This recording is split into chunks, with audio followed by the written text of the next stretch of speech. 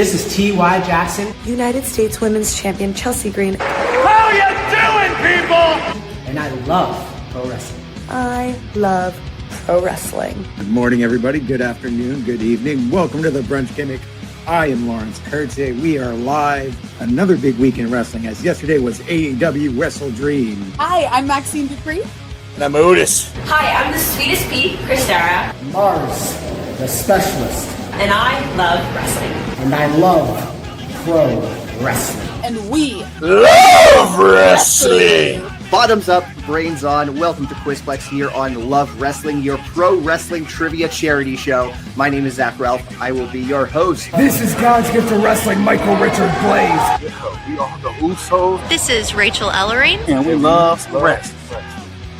And I love pro wrestling. And I love pro wrestling. Hello, Love Wrestling.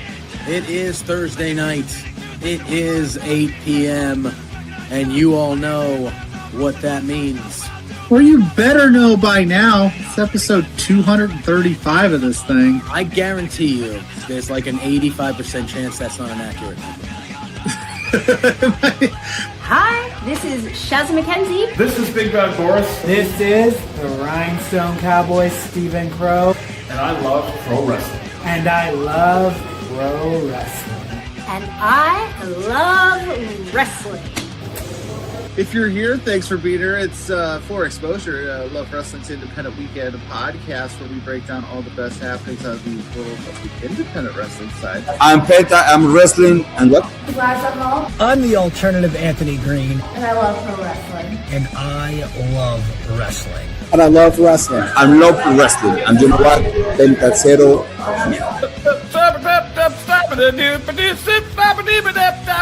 That's called scatting, kids. It is 8 o'clock p.m. Mountain Standard Time. It is time for a excitingly fun, I hope, episode of Saturday Night Love. My name is Big Bad Boris. I'm Big Ben Ortmans. Hi, this is Smiley Cody Ray. I'm Sky. And I love wrestling. And I love wrestling. And I love pro wrestling. Of course.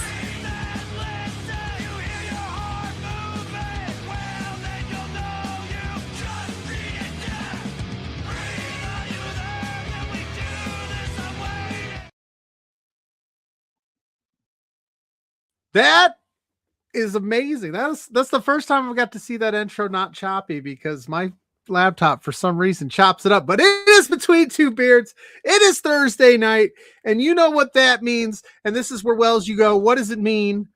What does it mean, Pluggo? It means it's another episode of Between Two Beards. Hey. JPJ is not here today. He got held up at work, so I called in one of my other favorite, most beautiful beards in the game, WellsMania, baby. What's up, brother? You know, I am honored and privileged to be sitting in JPJ's seat. My beard has a little bit of gray and white in it, not quite as, glorious as JPJ's beard, but give me about a couple more years and I'll be right there, brother. No, I'm honored to be here and I'm ready to run wild with you on this episode. How are you? I was gonna say there's not very many people that can pull off a majestic beard such as JPJ's, but you come pretty close. I'm hanging in there. I'm in the driver's seat today. I got to push buttons. I got all this stuff going on, so I'm gonna try not to screw things up while JPJ's not here, because there's a very I don't know if you know this or not, but I'm not allowed to touch buttons when he's here because I tend to screw things up. You know what? I've been in that place before, and I won't tell, so you're good. And he's not watching right now, so you're all right. Yeah, he's at a work function, so if I were to change the graphics to another show, it is what it is. Sure. One time I almost spoiled an entire LPW show, LPW match that they were holding in the chamber, and I accidentally almost pushed the button on it. I've done some crazy things. We got Ope 3-way. Hey there. Oh, hey there. Oh, hey there. They said Donnie is real. Now, they had their Ope 3A awards over on their channel that just dropped today, if I'm not mistaken, and they claim Donnie's real, but I also know that I fell for Wells quite a few AI videos that I thought were real, so I don't know. AI, I got to believe it in person. I got to see Donnie in person. Anybody can do AI now, and I still do not believe that Donnie is real. He's not real. Yeah, listen, I've seen Wells in person. I've touched Wells. We've ran wild together in person. I know he's real. Donnie, we have touched. We've hugged, we've high-fived, we've hugged, we've ran wild together. We got to do it again soon. I got to figure out a way to get down there to the old Indianapolis area. You came up with a really genius idea, one of many that you usually have. Oh, well, thank you. We have a very, very underrated, not just me underrated, but we have a lot of underrated wrestling content creators in our great state of Indiana. You, me, Wheezy Blonde, Kyle from OTM. Kyle and Ian from OTM, those guys over there doing the thing. The Kicking Out DC, the Kicking Out podcast boys. Yeah, there's a lot of like, we're coming. Indiana's no slouches in the content game. I'll give him love. Stone Pain Productions. I told him to tune in. So hopefully he's watching right now. Peyton, I will throw you in the mix of Indiana wrestling content creators, brother. Heck yeah. And I'm sure there's more that I can't even think of or remember or thought of, which it's not a slight on you. It's just how deep our roster is. So if you're from Indiana and you come across this and you make wrestling content, let me know. Let's keep it growing, baby. We got Fernando in the house saying Pluggo is a genius. Now that would not fly if JPJ was here. He'd be like, whoa, whoa, whoa. And then we got Scott George in the house as I knock over everything saying, welcome to WWE Bill Brown. Yes, we're going to talk a little bit about one William Hobbs here shortly as the rumors of running wild with him. But I have to ask, it's been a minute since I've talked to you, Wells. How is your post John Cena fandom going now that he's officially done? It's been about a month. Yeah, almost to the day. It's I'm like a day, a little day over. Yeah, it's a month and 2 days. I still am recovering. Like it is it's a process is what it is. It's a journey of moving forward without, arguably the greatest of all time, my favorite wrestler of all time. I keep giving myself a day to day. I play it day to day. Nobody has taken over the air to the John Cena throne. This is the first year in 23 years where John Cena is not an active superstar, and unfortunately, he will never be for the rest of time. So it's a lot, Pluggo, man. Like a lot of people, they if you get it, you get it. If you don't get it, I understand you not getting it. But you just think about somebody that you've been a big fan of for 2 decades, and then all of a sudden that person steps down from what you fell in love with. It's a lot. So John is not forgotten. I hate that he went on, I think it was Chris Van Vliet, and said that he'll be forgotten after 3 weeks. He likes to say them things, and I'm like, come on, John, you know better than that. Like, look at my backdrop. I got LJNs, I got the spinner belts.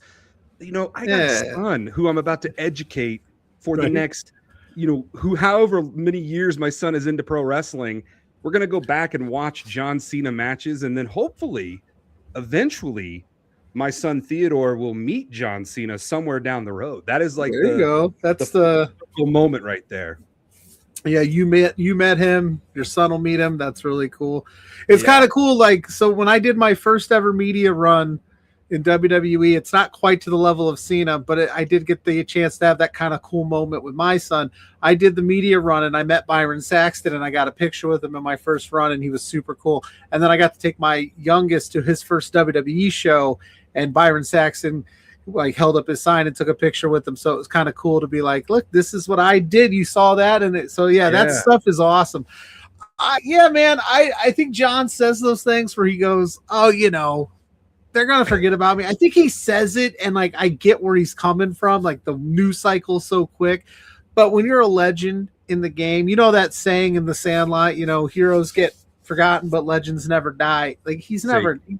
We still talk get about remembered, but that's legends right. never die. That's right. Yeah, exactly. Follow He's your heart, humble, kid, and you'll never go wrong. That's right. He's humble. Babe Ruth told Benny the Jet Rodriguez, and then Benny picked up the beast. That's right. Our good friend Big Bad Boris here at Love Wrestling has still never seen that movie, and we need to get him on that. Dude, and he's older than both of us. How the hell has he never seen The Sandlot? Like, what are you doing, Boris? Like, seriously, what are you doing? Maybe it doesn't hit the same for Canadians. I don't know. They got the Blue Jays. They That's had the true. Montreal That Expos. I agree. Listen, you're preaching. You're preaching to the choir. Ope 3-way says Donnie is real. Mm-hmm. We got a question from Fernando. Want to know, can Powerhouse Hobbs become WWE World Champion? So let's go there. So last night, rumors started running wild that our good friend Sean Ross Sapp reported that Powerhouse Hobbs at AEW, his deal ended at midnight, and that he, by all intents and purposes, is WWE bound whenever that comes to fruition. He hasn't officially signed, but all rumors said he is. Now, as an AEW fan, I'm kind of bummed. I like Powerhouse Hobbs. He's 1/3 of the Trios champs right now. I think he's fantastic. Rumor, and again, speculation was that Tony Khan threw a bunch of money at him. It ended in good terms, but he's going to WWE. Do you know much, Wells, about Powerhouse Hobbs? I know you're more of a WWE guy, but are you excited to see what he'll bring to the table here? I am. I do not watch AEW, but I do know who Powerhouse Hobbs is because of social media. The dude has the look. I mean, he has the look. He has the it factor to him. And does AEW have the clause where they have to wait a certain amount of days before they can go wrestle in another company, or are they good to go once they're... I don't know if they were to get fired, because that doesn't generally happen very often in AEW, but his deal did run out. So if it ran out, he doesn't have a non-compete. And generally speaking, Tony doesn't usually do that. So he's free to sign. He could show up on NXT on Tuesday.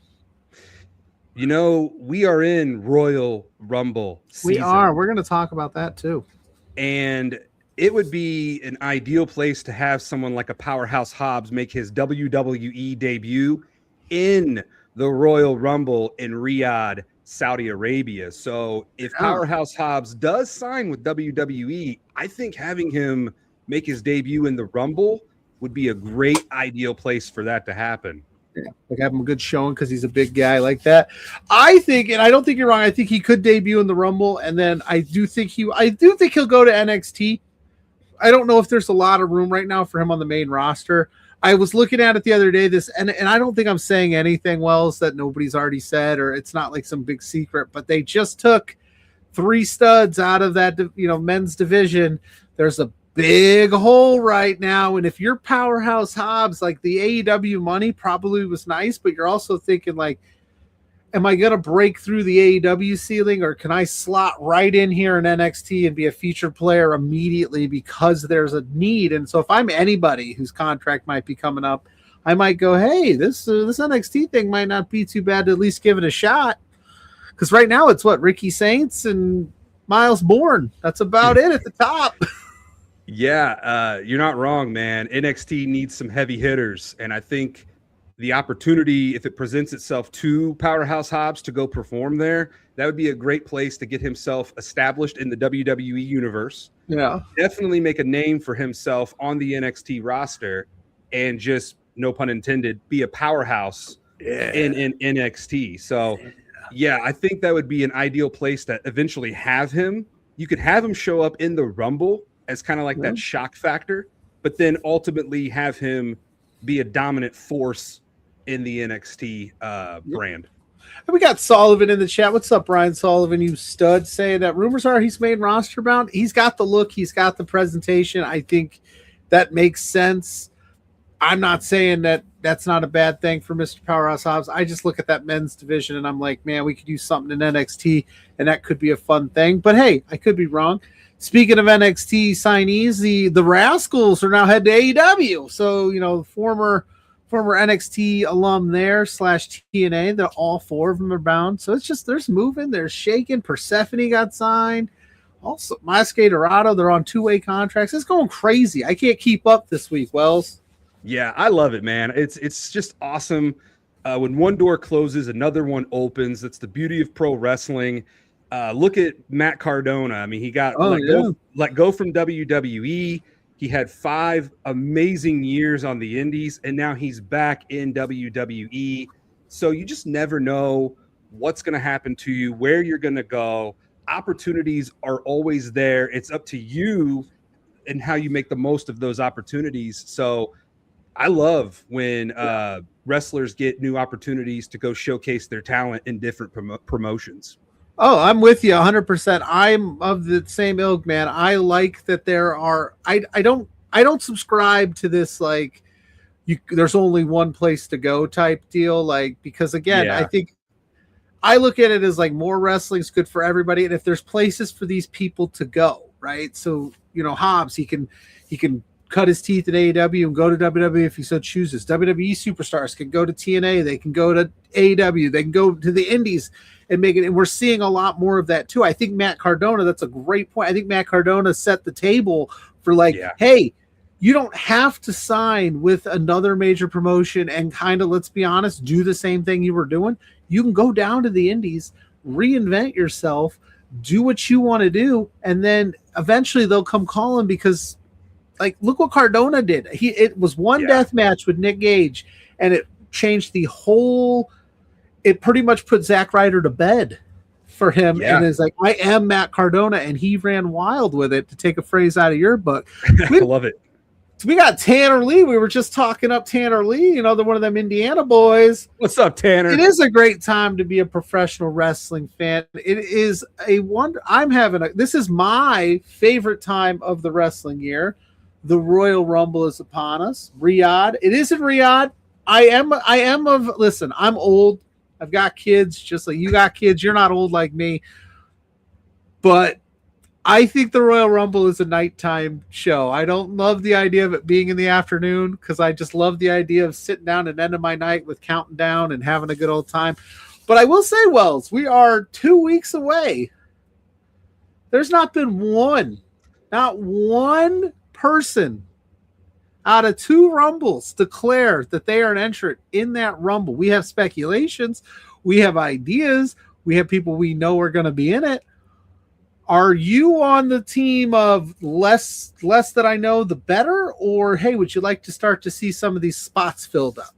Well, I do love the element of surprise. I mean, that is a big factor in the Royal Rumble. I'm all about surprises, and it's so hard nowadays for a surprise to stay a surprise. I know Edge, his return at the 2020 Rumble, that to me, that might have been one of the last like genuine Rumble surprises. That really flew under the radar, and the dirt sheets didn't really get it until he came out with his entrant in the Rumble. So I am old school too. I do love the element of surprise returns in the Royal Rumble, and this is the first Royal Rumble that will be taking place in Riyadh, Saudi Arabia. I know that the greatest Royal Rumble was over there, but that is its own thing. Yeah. Oh no. Am I frozen? If I'm frozen, we're screwed. Wells frozen. Who's frozen? Help. You can't see me. Were you frozen or was I frozen? We both were. We both disappeared. Oh, okay. Because I was like, if it's me, we're screwed. Well, here's the thing, man. I'm talking about Saudi Arabia and how controversial it is. I'm wondering if the government is tapping in right now and trying to block our chatter. But no, there was one episode where I froze up and had to reboot right before the show. We had a guest in the green room ready to roll, and then JPJ's computer shut off because the power went out, and they were just stuck in no man's land. And I was like, we can't do that without I need a third person to run the buffer here. So you want less surprises. I like less surprises or more surprises too, but I also love the idea of somebody being like R-Truth being like, I'm in the Rumble.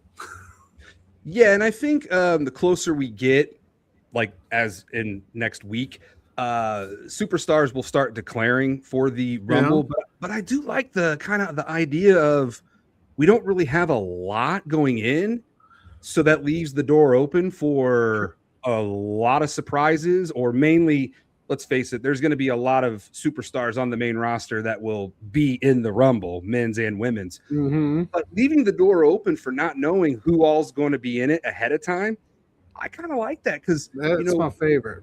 I'm old school, man. I come from the days where we didn't have the internet and we watched the Rumble, and when that buzzer went off, you had no idea who was coming out until they came out. Oh yeah.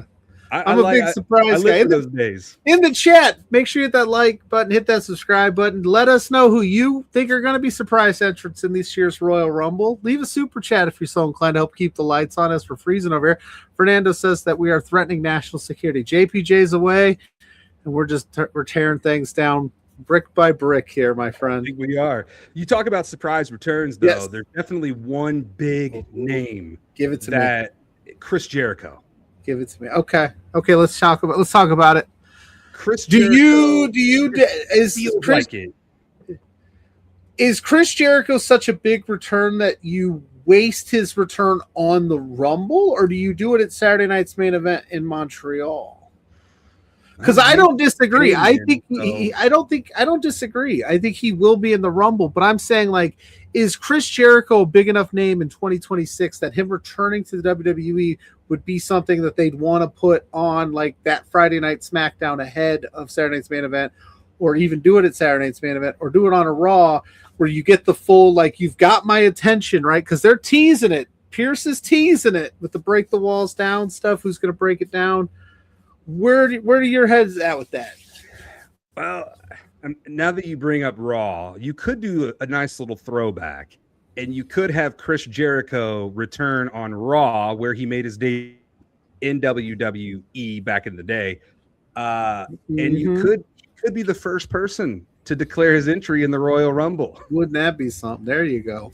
So he could kick off Monday Night Raw, do a little countdown clock, which, by the way, I kind of was fantasy booking here. How cool would it have been? The Raw is Stranger Things, Vecna's clock transitioning into the return of Chris Jericho.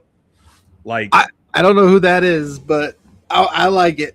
If you like it, I've never seen it. I've never seen Stranger Things. I get yelled at all the time. So, dude, there's Indiana. That's what I know. I know. There's a lot of things, Wells, that I've never seen that everybody gives me a bunch of static for. We got Stone Pain Productions in the house. Oh, look at this. Yeah, we gotta get him time. We got to get him in here sometime. You know, Peyton has told me he wants to be on an episode of Between Two Beards, and I kept telling him, dude, just reach out to him. Yeah, reach out to him and ask. They'll have you on. Slide in my DMs. We'll make something happen. I actually don't know what the rest of our month schedule looks like. I think we have a couple things, but we might not. I don't know. I have to talk to the boss. He's hobnobbing and rubbing elbows at his shoot job, so I don't know what's going on. But Scott said that Mansoor's winning the Royal Rumble. I don't think that's happening this year, my man. No, whatever happened to him? Where's he at nowadays? He's at AEW doing the. He's with Massey. How do you say it, Mansey? Him and. Oh yeah, the Eminem, the maximum male models with. Yeah, they're still doing that. LA Knight. Yeah, they're still doing that over in AEW. Or I'm sorry, not LA Knight. Yeah, it was Max Dupree. That's right, Maxine Dupree. So Chris Jericho, though, he'll be in the Rumble. I think no matter how we slice it, he's going to be in the Rumble. Either that or AEW he and AEW are pulling off the biggest work I've ever seen. Yeah, and Jericho's been posting a lot of WWE stuff on his social media. So yeah, to me, it just feels like Chris Jericho will be returning to WWE, and of course, the Royal Rumble is all about returns, surprise entrance.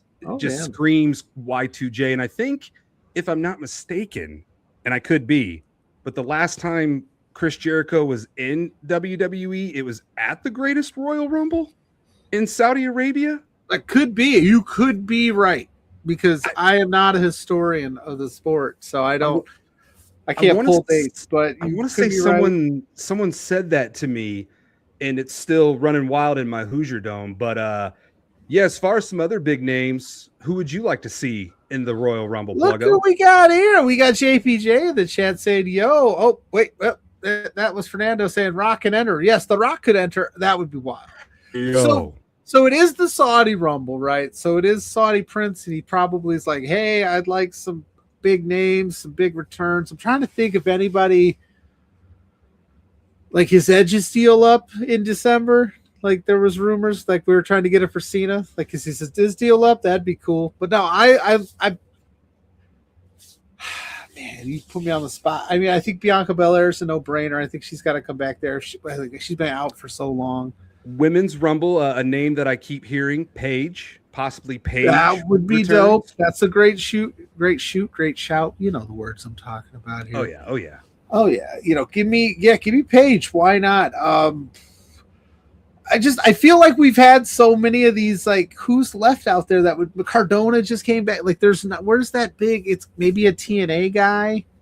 I just saw today that Steve Macklin wasn't at the tapings of like at 9:00 AMC, the debut episode of TNA on AMC, and I heard Macklin's not backstage. Maybe Steve Macklin's signing. I don't know, man. I don't know who's out there. Britt Baker, Fernando. That would be. I'd be okay with that. Listen, I am of the ilk that in 2026, I don't care where she wrestles. I just want her on my TV. Right. I don't care. Tony Khan's, you guys need to figure that out. Oba Femi's probably going to be in that thing. Yeah, Oba Femi definitely will be in the Men's Rumble. Maybe spacing his name from AAA. The lizard guy. Why am I spacing his name? Mr. Iguana, dude. Mr. Iguana. Yeah, he'll be in that thing. Maybe we'll be in the Rumble. Will we get like a X-Pac or a legend? Like a legend? Is there any legends right now that? Who is a legend that you would love to see come back for the Rumble? I think that's a better question. Like, who's a legend that can possibly still get in there and be safe enough to go over the top rope? I'm trying to think. RVD, baby. Get RVD. He could still go. Definitely. They haven't leaned on that's the thing though. They haven't leaned on the legends a lot in these past few Rumbles. They've leaned heavily on their talent over the last few years. But being in Saudi, I just always, and maybe I'm doing the thing where I'm booking myself into like I'm going to be disappointed because it didn't happen, but that Saudi money they always want to bring names that we're not even thinking about. We're like, oh shoot, oh yeah. Remember the 2008 Royal Rumble when Jimmy Snuka was in the ring and then Rowdy Roddy Piper came in and we had the epic Piper Snuka reunion in the Rumble? Give me something like that in 2026. Like, I know both of those guys can't be in the Rumble because unfortunately they've both passed away. Yes, but the type, yes. Just give me something very nostalgic that I can run wild with and have a huge pop over, because, man, I love legend returns, surprise returns, celebrity appearance. The TikTok video about celebrities in the Royal Rumble. Who's a celebrity? Here's a question for you, Pluggo. Who is a celebrity that you would love to see in the Royal Rumble in Riyadh, Saudi Arabia? I've got a couple off the top of my head, but I want to see McAfee's too easy, so I don't want to go McAfee. Somebody who's never been in WWE. Neil Patrick Harris. Doogie Howser. Why not? Barney Stinson, maybe. Barney Stinson. That would be. We got Kevin in the house. Kevin shouting us out. He's actually he said, "Do we want a legend to take a spot away from somebody that would really need it?" There's two spots that yes, you might you take a spot away from, but at the end it is at the Rumble. I don't know. I'm of the it's the Rumble, man. Like, I don't really get too worked up over like who gets what spot, and because a lot of those spots are non-spots anyway. Yeah, and the Royal Rumble is I can see the unknown. But I definitely understand, and I agree that he says that we should be focusing on future talent. Listen, if you're a WWE fan and your focus is on future talent, they got to focus on it in-house first before I'm worried about it in the Rumble. But yeah. I got three celebrities for you. Three. All right, give me your three, and I'm gonna yay or nay these things. Jelly Roll. I think that might be it. That's a good one. He's already done it, so that might make sense. Drewski. Oh, he was hanging around WWE pre and post shows for a little bit there. That's not a bad one. And here is a big name, and he just signed a partnership with Riyadh Season not too long ago. Yeah, Mr. Beast. Yeah. Could you imagine Mr. Beast being in the Royal Rumble? I can't. I can imagine the backlash for Mr. Beast being in the Royal Rumble. The world internet wrestling community would burn. You got me thinking. What was I going to say? Who was I going to say? Oh man, you said Drewski. And then I had one. I had a given. Jelly Roll's a good one. And then I had one where I was like, you know, and now I lost it because you said Mr. Beast and got me all excited. It'll come back to you. It will. It might come back to me because and that's the thing about what was his? Oh, he's not a big name. The No Contest podcast guy, O'Shea Jackson. Oh, Ice Cube's kid. Yeah, like they do a lot of the podcasts. They go to a lot of things. I think granted, I don't know if like a bunch of us mainstream people would be like, oh shit, but you know, a celebrity. But I've got another one. Jake Paul. You think so? Is his jaw okay? Can he do the spot? Is it fixed yet? I think money talks. I think they threw a couple million his way. He'd show up, and I think his name is still big enough. And could you imagine a Logan Paul, Jake Paul team up in the Rumble, and then Jake eliminates Logan, or the vice versa? Like this is where my mind goes, Pluggo. Hey, no, that's what I appreciate about you, because I'm sitting here like, you got all these celebrities in the chamber. I'm thinking like low scale guys. Like I need McLovin in this thing. McLovin would be a good. McLovin. McLovin is your name, McLovin? It's only because I just watched Superbad the other day, and I was like, I could use McLovin in my life all the time.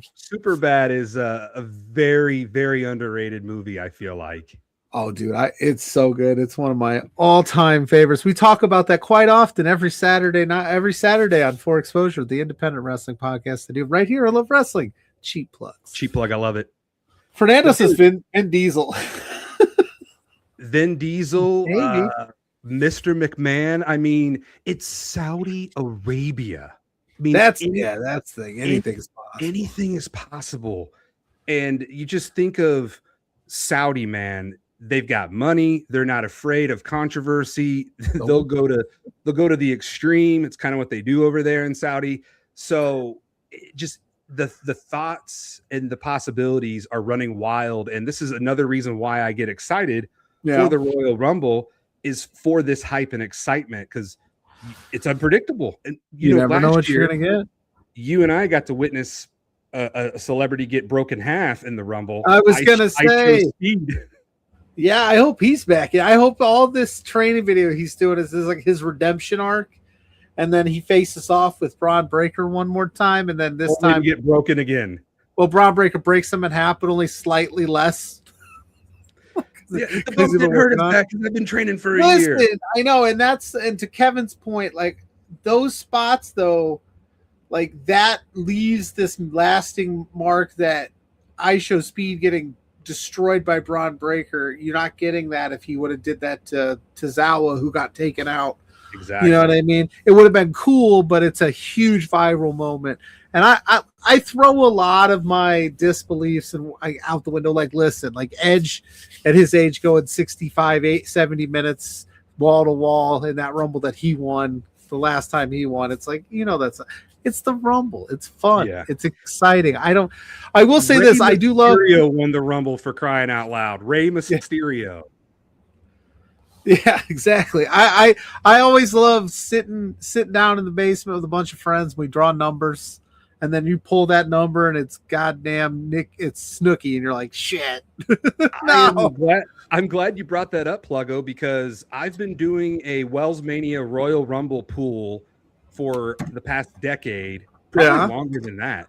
And if you and JPJ would like to enter my WellsMania Royal Rumble pool, I do one for the men's Rumble and I do one for the women's Rumble. And I put the balls in the tumbler, and I, do a TikTok live, Facebook live, YouTube live. and then I pull out your numbers, and of course we play for money. We're allowed to do that here in Indiana. We're allowed to gamble. You had me at Royal Rumble pool, brother. Yeah, and 1 year I got Cody Rhodes, and it was the first Rumble that Cody won. I think that was right. Wow. But there's been some years where I how many people called collusion there? A lot. But the thing is, I do it live, so I'm not colluding. It's live. We're live, pal. The frozen ping pong ball. But 1 year I got El Torito, and I was pissed. Right? Yeah, you're just like, damn it, we burned this number.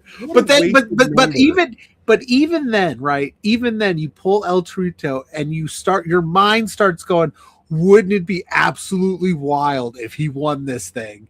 And you know what I mean? And that's what the Royal Rumble does to you. That's the effect it has. Even when you know Heath Slater's not winning it, you go, wouldn't it be cool though?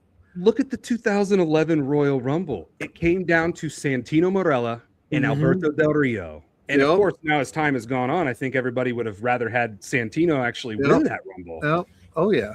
But dude, anything is possible in the WWE. Now, I'm not saying that there'll be an underdog to win this year's Rumble. I think it's pretty safe to say that the heavy favorites are Roman Reigns and Cody Rhodes to win the men's Rumble. But you never know. You just never know. But that's a great segue, because I know I only have you till 9 o'clock, so I don't want to be disrespectful of your time.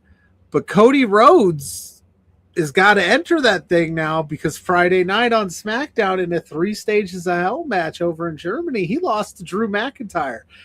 And I know JPJ was on this show week after the last 2 weeks that they announced that match, saying like it was just to get Drew a pinfall over Cody, but not actually let him win it. And no, they let him win it. So we have a new undisputed WWE Championship on the road to WrestleMania, when everybody thought it was going to be Cody going to Mania. How we feeling? To quote John Cena, the time is now, man. Yeah. Drew kept falling short, coming up short. And the last time he was the champ, he got cashed in on. So it's like, when was Drew going to get that moment to actually win and get a little run with the title? And kicking off 2026 with Drew McIntyre as the undisputed WWE champion, I think that is a great move, because anything can happen on the road to WrestleMania. In my opinion, I think it'd be cool if Drew held the title going into WrestleMania, but let's be real here. I would not be surprised if the title got back on Cody heading into WrestleMania, like Cody winning at the Chamber to get the title back or something like that. But I like it, man. I like the change. Cody and Cena played hot potato with the title last year. The fact that we have a brand new champion for a brand new year, it really showcases that we might be in for a lot of surprises in 2026. Yeah, I thought for sure. I'm sitting here going, are they going to do it? My thought process with Drew was like, if they're not doing it here, then when? Right? Like, we've already seen it a bunch. Like, why would we go down this road? Why would you make it this stipulation and do all this stuff? And then, so now it's like, does Cody maybe challenge Drew at the Rumble, and maybe Cody's out of the Rumble? But, Cody, he would lose and go into he'd enter the Rumble. Right. Figure out a way to win it. So then we do have the Elimination Chamber in Chicago in February. Are you going?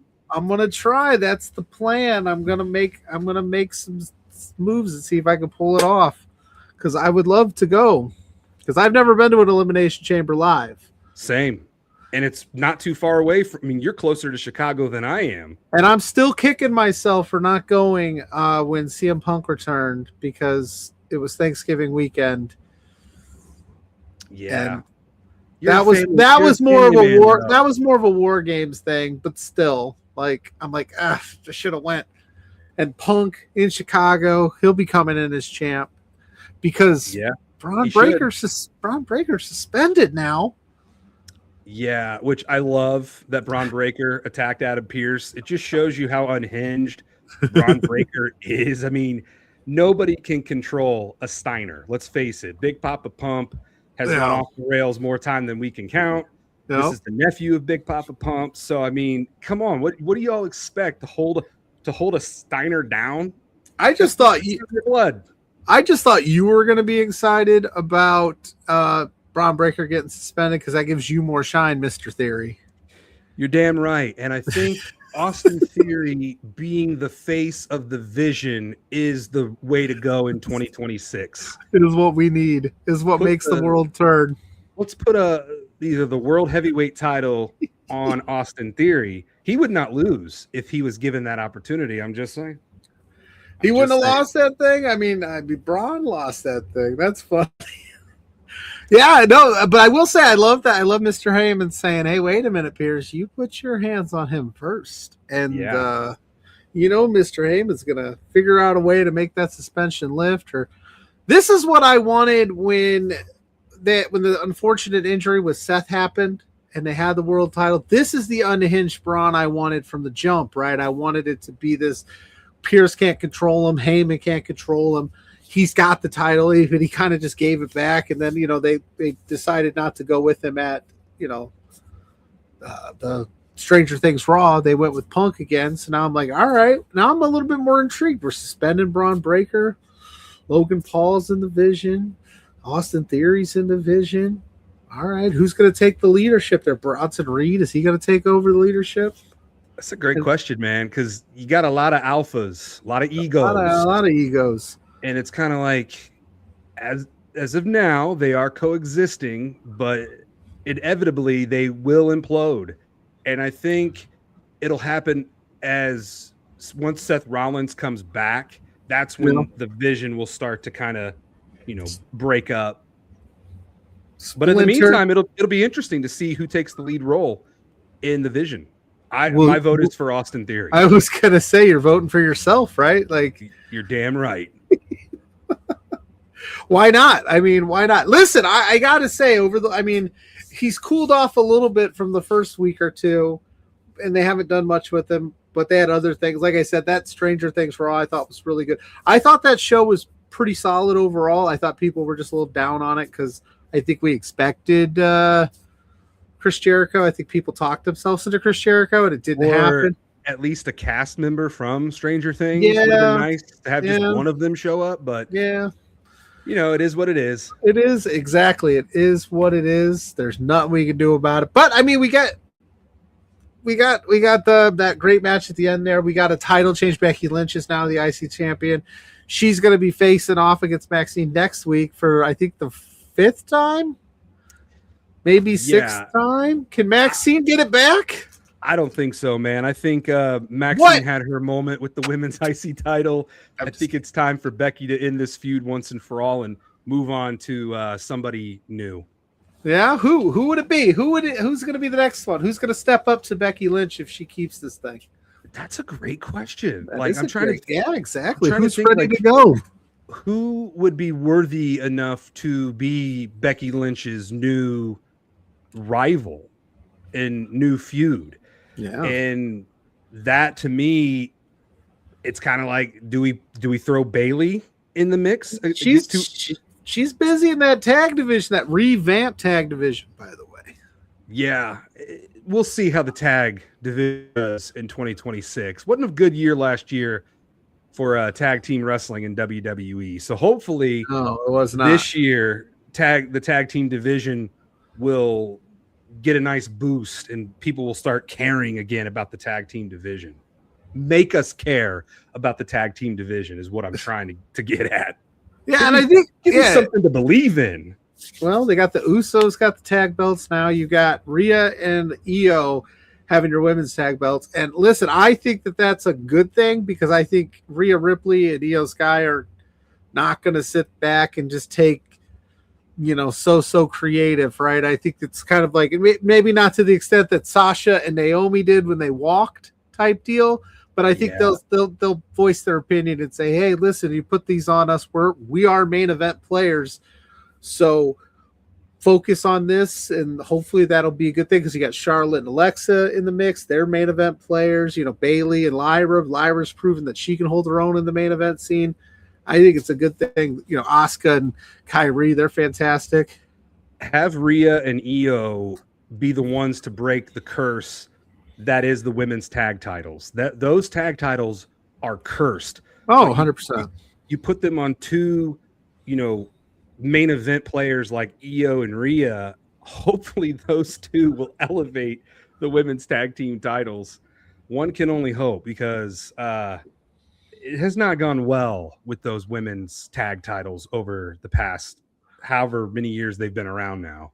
Listen, I was gonna say everything that mommy touches turns to gold, right? Like I just can't imagine Rhea Ripley holding any type of title that just does not have some relevance.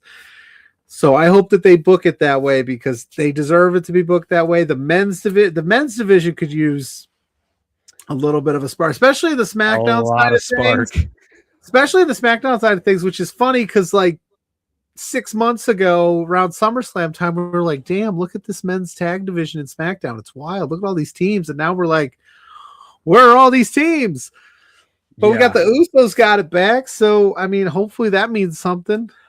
I love nostalgia, and you get the Usos teaming back together. I think that was the right move, because Jay was in that weird, what do we do with Jay Uso? He had his run with the title in 2025, had his moment, went in the Rumble and WrestleMania, but what do we do with Jay? And there were talks about turning Jay heel. Yeah, but they then were thinking about it. But then they went the route of, let's just put him back with his brother and put the titles back on him, and they'll yeet 6-7 times throughout an episode of whatever. I'm just gonna use this book, but I think this is what they did. They were like, should we turn Jay heel? And Trips went, merch, Usos merch. No. We're gonna keep this Yeet movement going as long as we can. Look at that bottom line right there. Shout out to Natty, by the way. Dude, how good? Have you read that book? I haven't read it yet. Mrs. Pluggo got it for me for Christmas, and I'm like a really slow reader. Not because not alone. I jokingly say that I can't read and words are hard for me, but I also am the type that like I got to be doing stuff, and it's hard for me to lock in. So I'll read there with you, man. I'll read a little bit at a time and slow burn. Mrs. Pluggo, she'll read 400 books a year. Dude, that more power to her. My wife reads a lot of books, a lot of murder kind of books. Yep. And I told myself, here's one of my New Year's resolutions for this year, to read one book. Just to get one in there.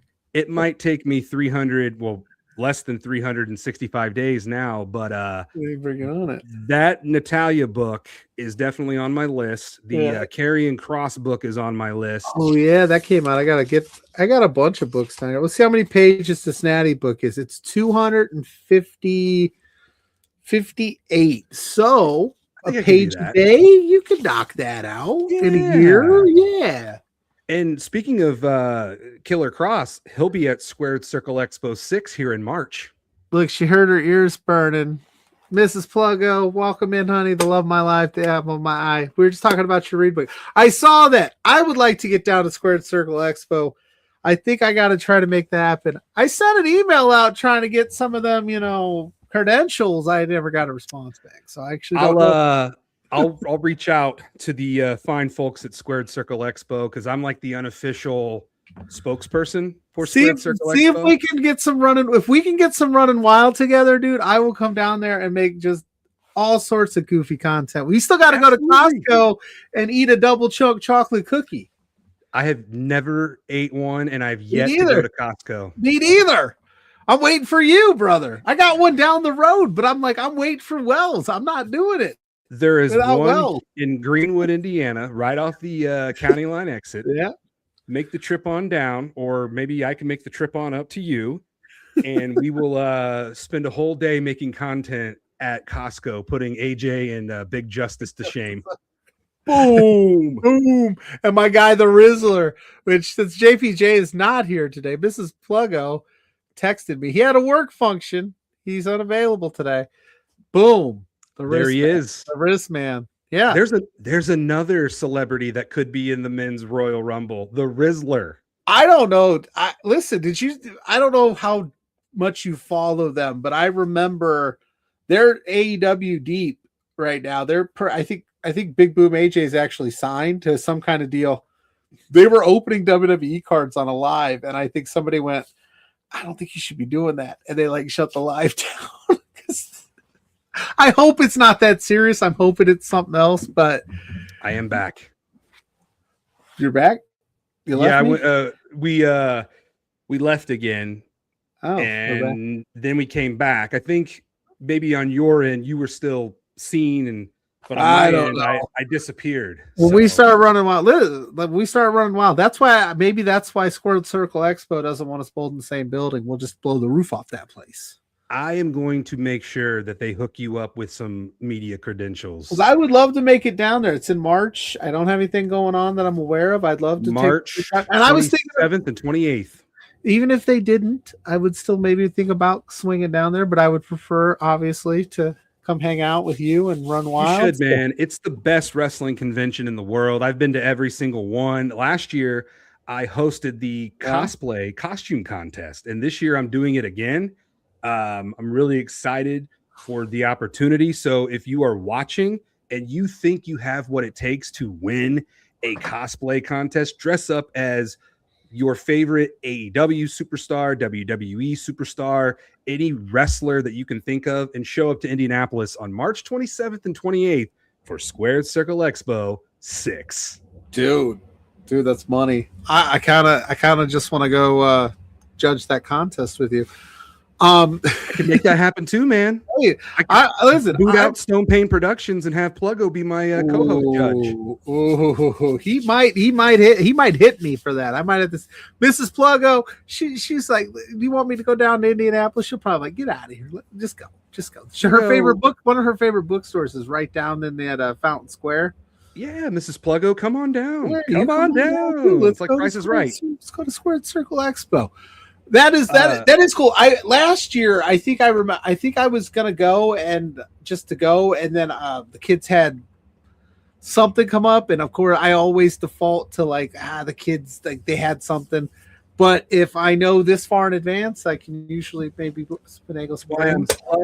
Plugging it for Pluggo, and look at this, Pluggo. I got this signed. Yeah, last year's Squared Circle Expo by Bret the Hitman Hart. He signed my WrestleMania 8 poster. So if you have the time, I highly recommend you come on down to Indianapolis. And I'm not over exaggerating when I say this. It is the best wrestling convention in the world. When we went down to the Rumble, it wasn't Squared Circle Expo. It was WrestleCon or something to that. WrestleCon's decent. It's no Squared Circle Expo, but it's right up there with it for sure. But I was gonna say I'd never really been to anything like that. But we had time to kill. We were there all weekend, obviously, JPJ and I just had a blast. Just like people watching. I'm like walking through, and like there's Emil J from JCW just walking around. Bill Afonso elbowed me. For no reason, he just goes, "You're a big guy," and elbowed me, and I was just like, "Is this real life?" I was in I was just like, I could spend hours at these conventions, and I just don't ever go to enough. So I think we need to make that happen. You would be able to interview wrestlers, because I have interviewed so many wrestlers at Squared Circle Expo, and they're so personable. They'll give you interviews. I did one with Layla last year. I did one with Miss Jackie last year. I interviewed Chris Van Vliet several years back, and I've done so many interactions and collab videos with other wrestling content creators. It's a really good opportunity to social network, and I'm old school, man. And you get an opportunity to go to a wrestling convention, wear your merch, put yourself over, and just run wild. And people, I'm not trying to brag or anything, but people come up to me now at those conventions, and they want to get their pictures taken with me, and they want my autograph. And I'm like, I'm a nobody compared to all these other people here, but yet you're wanting my picture and you're wanting my autograph. That means everything to me. So for sure. That's why we do this, man. And that's awesome. That's great advice for anybody that's thinking about going or getting into this. And listen, no pressure. I'm gonna hit. We should is DM as soon as this show's over. I will DM my guy, and he usually comes through in the clutch 10 times out of 10. So figure it out, because I would love to run wild and try something like that and do something like that and spread my wings. And like I said, it's a down the road from me. It's not a far drive at all, and it's a good, sounds like a good time. I love what you guys do. I think you do a great job with that kind of stuff. You are one of my absolute favorite people in the game, dude. And I'm not, thank you. And I'm not saying that because you're on screen, because I don't do that. But dude, like your energy is wild. Like I wasn't kidding the other day when I said, dude, you make me want to be better at this. I know we're gonna get gushy here between two. I like gushy, but like you make me want to be better. You like on days that I'm like I don't have it in me to get it done. I'm like Wells's energy. I bet he would like power through and make this happen. So I'm like, let me keep going, man. So I appreciate you for that. Dude, that means a lot to me, because like I'm out here and sometimes I just never know who sees what I do. Most people keep to themselves. So it's really nice for you to express the way you feel towards me, because that right there totally makes me realize, okay, I am making a difference in the pro wrestling world. So, no, I appreciate that. And I'm glad that I can help you and influence you. And it goes the other way too. You and JPJ, you guys helped me so much at the Royal Rumble media junket. You both calm my nerves. And I don't get nervous, man. I'm like, I never get nervous. But that was my first WWE media. I had no idea what to expect. You and JPJ took me under your guys' wings. And as soon as I saw you two and how nice you both were, because we had known each other through this and whatnot, but that was the first time we had all met each other in person. And sometimes you meet those people that are not who they perceive themselves to be. Ain't that the truth? But you guys were. And I can't thank you enough for your generosity and kindness. And dude, that was so much fun being at the junket, being up in the suite with all the other media. Oh, dude, I hope we get a chance to do that again somewhere down the road. Dude, I'm hoping. They got to do some of them shows in the States. But the reason the reason that we did that is we would have done that anyway because we love you, Wells. But somebody did that for us, right? We went to our first junket and our first big media run together, and we had an Emily May Heller that took us under her wing and showed us the ropes and was super kind to us. So my advice in those rooms is like, obviously everybody's there to get theirs and do their, but be kind to those people. And if you see somebody that may not, who cares? Like direct them. Everybody eats. It's a good thing. I think I always know when I walk into a room, I'm going to get what I need to get out of that room, right? Like, and not in a cocky way. I just mean like, I'm not going to worry about being first in line. Like if I'm 15th in line, so be it. I know that I'm going to make my content. If that person leaves the room, okay, well, how can I go catch Chelsea Green on the way out and get a quick question with her? Or, you know what I mean? Just, I'm never like, I got to eat, I got to eat before everybody else. I'm always like, let's all eat. Hey, if you it's have like a question, buffet, brother. Yes, like exactly. And if you got a question, I'm gonna direct you over there and say, hey man, I don't know everything, but this is what I remember from my first time. So you'll be good, dude. And you crushed, bro. You always appreciate that. And the cool thing is it's an opportunity to meet other wrestling content creators. Mm-hmm. And I got to meet the Haroon twins, who are massive in the pro wrestling world. I got to meet Denise Salcedo for the first time in person. I got to see Chris Van Vliet, who remembered who I was, which is always a really cool feeling when somebody on that magnitude remembers you. And it kind of makes you think, even though I'm a small fish in a big pond, people still know who I am and what I bring to the pro wrestling world. And I'm glad that, other people vocalize it. Don't be afraid to, tell somebody how good of a job they are doing and interact with people. I tell this to people all the time. The whole point of social media and TikTok and Twitter and Instagram and Facebook and YouTube, it's to interact with one another. Don't gatekeep. I can't stand wrestling content creators who gatekeep and don't want to see other content creators shine. You and I aren't built that way. You and I want to help anybody out in any way that we can. And it's just very refreshing when 100%. somebody finally says some really nice, kind things to me, because I don't get that very often, Pluggo. Well, I you really should get don't. it more. You should get it more of. Scott said a bunch of content creators at the AMC premiere tonight. Yeah, flying to Dallas was not my wheelhouse at this point in my content creation career. Maybe one day. But the other thing that real quick before I get you out of here, because I know you got to go soon, I will say it was also like you get to meet those people, but you also get to watch those people hone in on their craft, and it makes you just go, that's what it takes to be. Like people just see that person on TV and they just go, oh, it's easy. No, like you watching some of that prep work for some of those people, masters of their craft. And before you go, Kyle, I called you by your shoot name. I'm sorry, Mr. Williams. Hey, I appreciate it. I Kyle love is it. my name. Before you go, I got a guy in the backstage. Great maker. Appreciate the content creation on the hub. We joked about possibly putting our podcast on a certain brand just to see if it would throw people off.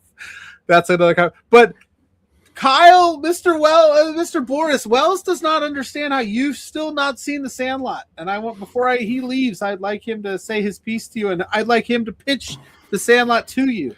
First of all, I only care about me and my own content. To hell with all the rest. I'm just kidding. Thank you for following me back, Boris, by the way, on Instagram and Twitter. Thank you. I'm unfollowing you because I only care about... No, I'm just kidding. I was thinking when I was walking up the stairs here, I was going to do the Sandlot countdown, and you lasted about 4 seconds before I came on here, before I got the Sandlot thing. All right, well, sell me on the Sandlot. First of all, how old are you, Boris? Never ask a lady her age. How old do you think I am? And you won't offend me, don't worry.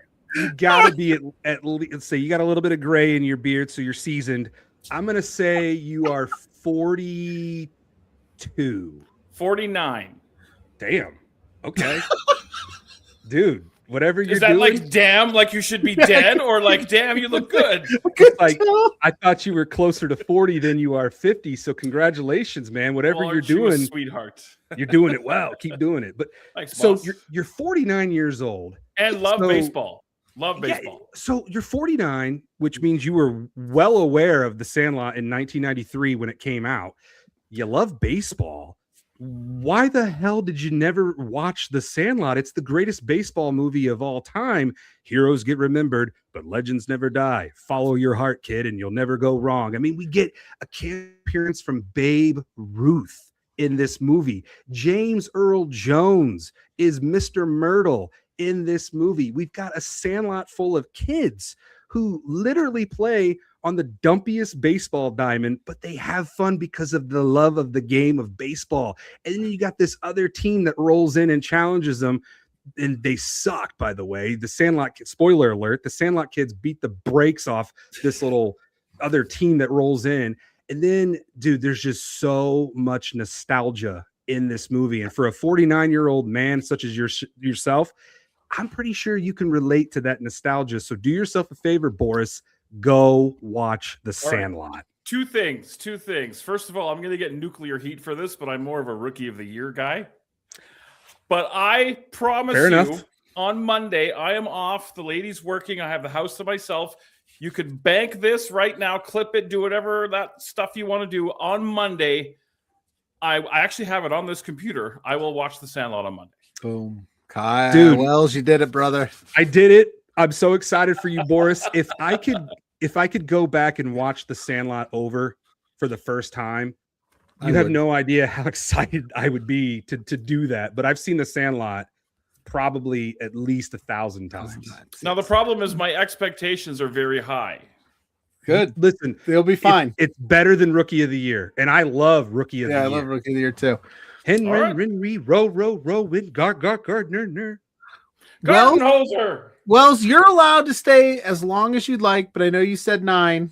My son is literally crying. I can hear him. So plug your stuff. For you, it's only 7. For us in Indiana, it is late.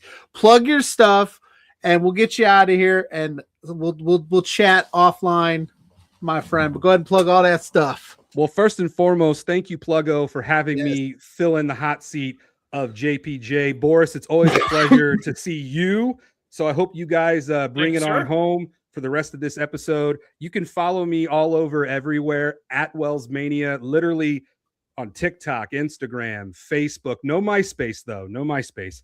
But it's Bring at it back. WellsMania, right? Maybe that's how I become rich, bringing back MySpace. Anyways, WellsMania podcast. You can subscribe to it on YouTube. I'm trying to get to 500 subscribers in 2026. I used to be on Spotify, but they threw me through the barbershop window. So I'm hoping that everybody who listened to me on Spotify will follow me to YouTube. And never say never in the world of pro wrestling. Maybe, just maybe, they will reinstate me on Spotify. But in the meantime, you can follow WellsMania podcast on YouTube. Pluggo, thank you so much for having me run wild. Thank you, brother. I look forward to having you and JPJ on WellsMania. And Boris, the invite is always open for you to come run wild on WellsMania podcast. Yeah, look at that. We're making podcast magic happen. We're going to make some content magic happen. It's going to be a big 2026. Wells, thank you so much for filling in for JPJ, brother. We will talk soon. I appreciate you. Have a great night. Thank you, guys. Tell your son I said hello, and thank you for giving me some daddy time. I definitely will. Thank you, fellas. Big Bad Boris, what's up, brother? Hello. I've been waiting. Let me do the whole thing. That is WellsMania. You go follow him. He's the man. He's the myth. He's the legend. He helped me fill in for JPJ because JPJ had a work function. Grainmaker Pod said that he also watched Rocky. Hey, Rocky's a good one. So, what brings you to this neck of the woods, Boris? You asked me to. This is true. I did, and I have nothing planned. Wait. I've been waiting a long time for this. Okay, I would just like to say hello, hubby Jelly Bear. Oh, Jesus Christ. Yeah. Jesus Christ. That popped me so hard. I loved it. Hold on. You keep talking. All right. No, you said you needed a little bit of help in the second hour, and all my gear was already, my laptop was already up here and hooked up from AEW last night. So I'm like, ate some dinner with the lady and thought I'd come up and hang out, and we can talk about all the wrestling I don't watch. So here's the thing. Now that I texted her and basically said that, you called me that on air, I didn't know that was my name in her phone until that Facebook post. Really? I thought I was just hubby. What is she in your phone? Wifey. She's always been wifey. And when I've ever said I wanted to change it, she said no, she likes that. So I said, okay. What was she before you guys got married? Still wifey? She was wifey probably before we got married, but while we were dating, I think she was probably Justine. And then we had this running gag where I didn't understand emojis for a hot minute. And she sent me what I thought were donuts. They weren't donuts. So I always joked. I was like, why do you send me donut emojis? And she's like, it's a party emoji. And I'm like, it looks like a donut. So it was always like Justine with like a donut or something. Are you an emoji guy? See, I'm an emoji guy, and it's been said that emojis are effeminate, which I don't agree with, but I'll give a thumbs up instead of typing yes just because I'm lazy. I do emojis now and then, but I'll do hard eye emojis at Mrs. Pluggo any day of the week there, Big Bad Boris. I bet you know do. What I'm saying? You know what I'm saying? I'm like, what's up? You don't get hubby Jelly Bear for nothing. I don't know why that's a thing, and it is what it is. JPJ is probably watching this show at his work function going, these sons of bitches are just tanking the good name that is Between Two Beards. I've been tanking every show I've been on for many years now, so I had to go get my own Twitch because I tanked everybody else's.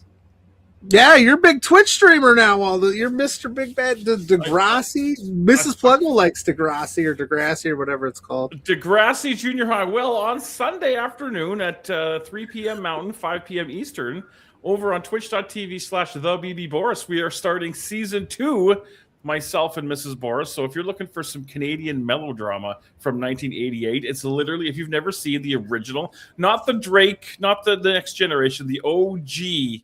It's quite possibly the greatest television show that's ever been made. That's fair. Hey, who won the college football national football thing? That is on Monday. It hasn't happened yet. Indiana Indiana Who's versus Miami. Indiana and the Hurricanes? Miami.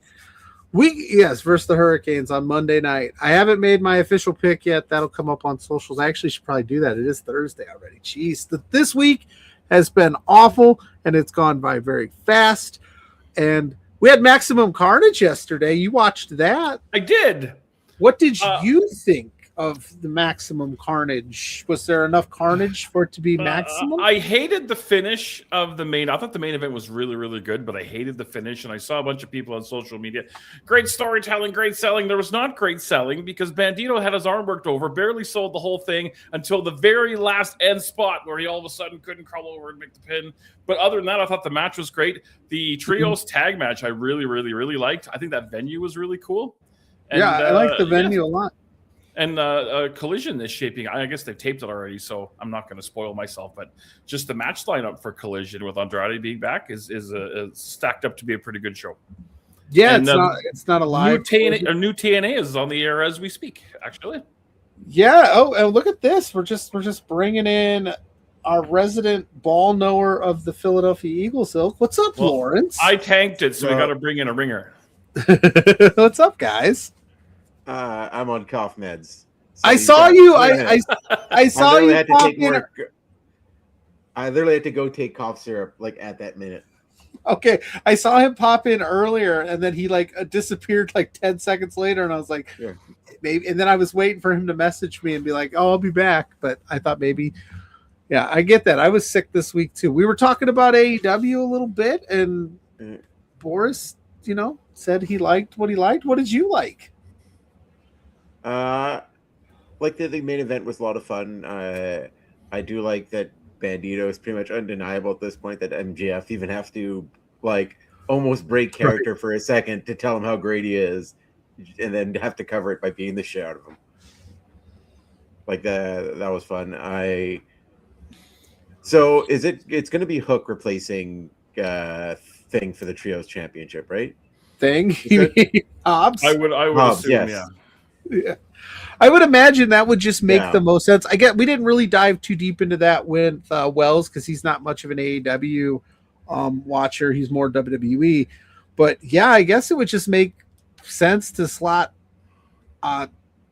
Hook right back in that. You don't have to do this thing where they relinquish the belts or anything. Freebird rules. Yeah, I mean, Hobbs, didn't Hook won it at one point, right? Yeah, and then he was they injured. Freebirded it. They literally freebirded it because the Hook was injured, and then they replaced him with Hobbs. Yeah, and then Hobbs just kind of ran with it. So I guess it just makes perfect sense. Again, I'm disappointed. I'm not disappointed. I don't want to say disappointed that Hobbs is taking an opportunity. I'm disappointed I'm not going to get to see Hobbs in the Ops. I loved him in the Ops, but he's going to move on to what, again, he perceives as the right opportunity, and I'm not here to knock him. I think he's going to fit in perfectly, and wherever he ends up, on the main in NXT, doesn't matter to me. I'm perfectly fine with any professional wrestler getting that big check and get that money, man. We're starting to see the era kind of like we had in the WWF, WCW, where we're starting to see guys jump, but it's starting to get fun now where it's not as fun because there was much, much less internet going on back then. So you could get surprised by who was going to show up on other shows, whereas it's hard to keep secrets now. But we're getting into that point now where there's guys jumping back and forth, and it makes it fun. Yeah. Yeah, when I talked about it at the top with Wells, it's good too. It's good for the business to have opportunities. It would suck, but I don't want to go back to what it was before, where it was WWE let you go, you got nowhere to go, really, right? But TNA or Run the Indies, now you can go to another television program. So, heck yeah. And then who knows? We'll see what happens. The Rascals are going to AEW. They lose Hobbs, but they gain the Rascals. I think that's. And listen, I'm here for Jet Speed versus some combination of the Rascals. That's all I'm saying. Yeah, they're going to fit in real nice there. I think. Yeah, those matches are going to hump, dude. We're going to be eating good. So we lose a Hobbs, we gain a treehouse. Just signing one of the Rascals would have been huge. Myra Reed's amazing. I'm happy he finally has a actual contract. Just one of them would have been a great addition to Roth. But the fact to take every single Rascal in one swoop was a massive grab by Tony Khan. Oh yeah, the Zach Wentz, amazingly talented. That whole group is so talented and are just going to put on banger matches. Did we think that Brody Yeah, King and was Blair gonna said turn last night? Masquerade Dorado, and did we think Brody King was going to turn last night? I did not. I did too. I was literally terrified he was. Like I was watching that. And, I was like, that would have been a my heart mistake. beating. I think they need to do it. There's too many baby faces right now, and that guy would be a fabulous monster heel. I think they should pull the trigger on that. Yeah, that's true. I don't know how you boo a guy that wears Abolish Ice t-shirts, though. I just don't know how you. I just don't know how you do that. I mean, I know how you do that, but we don't want that for Brody King. Like, I think Brody King should be in the main event scene. Yeah. Like, but again, the main event scene is so like almost chock-a-block, just full of talent at this point. Like, you've got like 6 or 7 guys already, like with a credible thing around that like credible, like claim to that title. And you've got Will Ospreay coming back sometime this year, hopefully. As I'm throwing like stuff. you've got a lot of people claiming for that. So like their main event title scene. Well, it's not lacking, and that's why I was like, I think maybe Hobbs saw the landscape because AEW is loaded, and he's like, there's this money, there's this opportunity over here where I might as well try it out, and he left on good terms, so he'll come back. And then I was thinking about it when you mentioned Myron Reed getting signed. His wife, Killer Kelly. Maybe she's on the side too. She's a fantastic talent. Maybe that they could find room for her in the women's division. It could be a huge year for AEW. And I know we say that. I know the WWE side of it go, these signings mean nothing. They did a great job when they got Jake something last week. You know, they got Maya's World and High End. They got, they've done a good job of like filling out that mid-card lower tier roster where it's deep right now. I fully like they've definitely like they're not lacking for talent, and then like a lot of them could also there's quite a few you can make a credible thing that they can be brought up to the main event like picture, even if just like a short feud with like an MJF or something. Like the talent is there for them to build. And especially it's young talent, especially like coming with like you brought in a lot of young talent too. So like they're building for the future as well. Yeah. And Boris and Lawrence, our buddy Speedball Mike Bailey has a trios championship opportunity this weekend. He already had it. You gotta just quit hot shot and the goddamn heavyweight title around too much now. Like too much. Yeah. No, I don't mind it. I literally like I think MJF is going to hold on to it for like a few months, at least, like through the majority of the year. But I don't think he makes it out of this year as champion. But I think I think it's settling down a little bit. But also, like we just came off like a few years before, where like long title reign,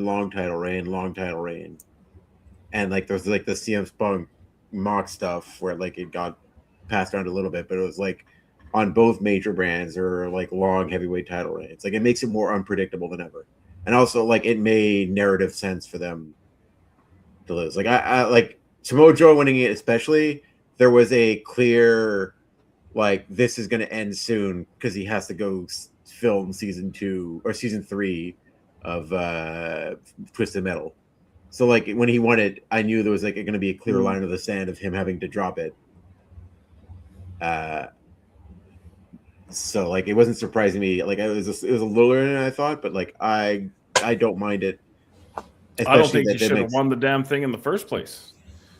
We build up to this fabulous moment of Hangman finally winning, and we don't even get a chance to settle into him having a reign before it's already off him, and then already off the guy who took it off him. I don't know. To me, it's hot shotting, and but it was it was an interesting decision to pull it off of Hangman.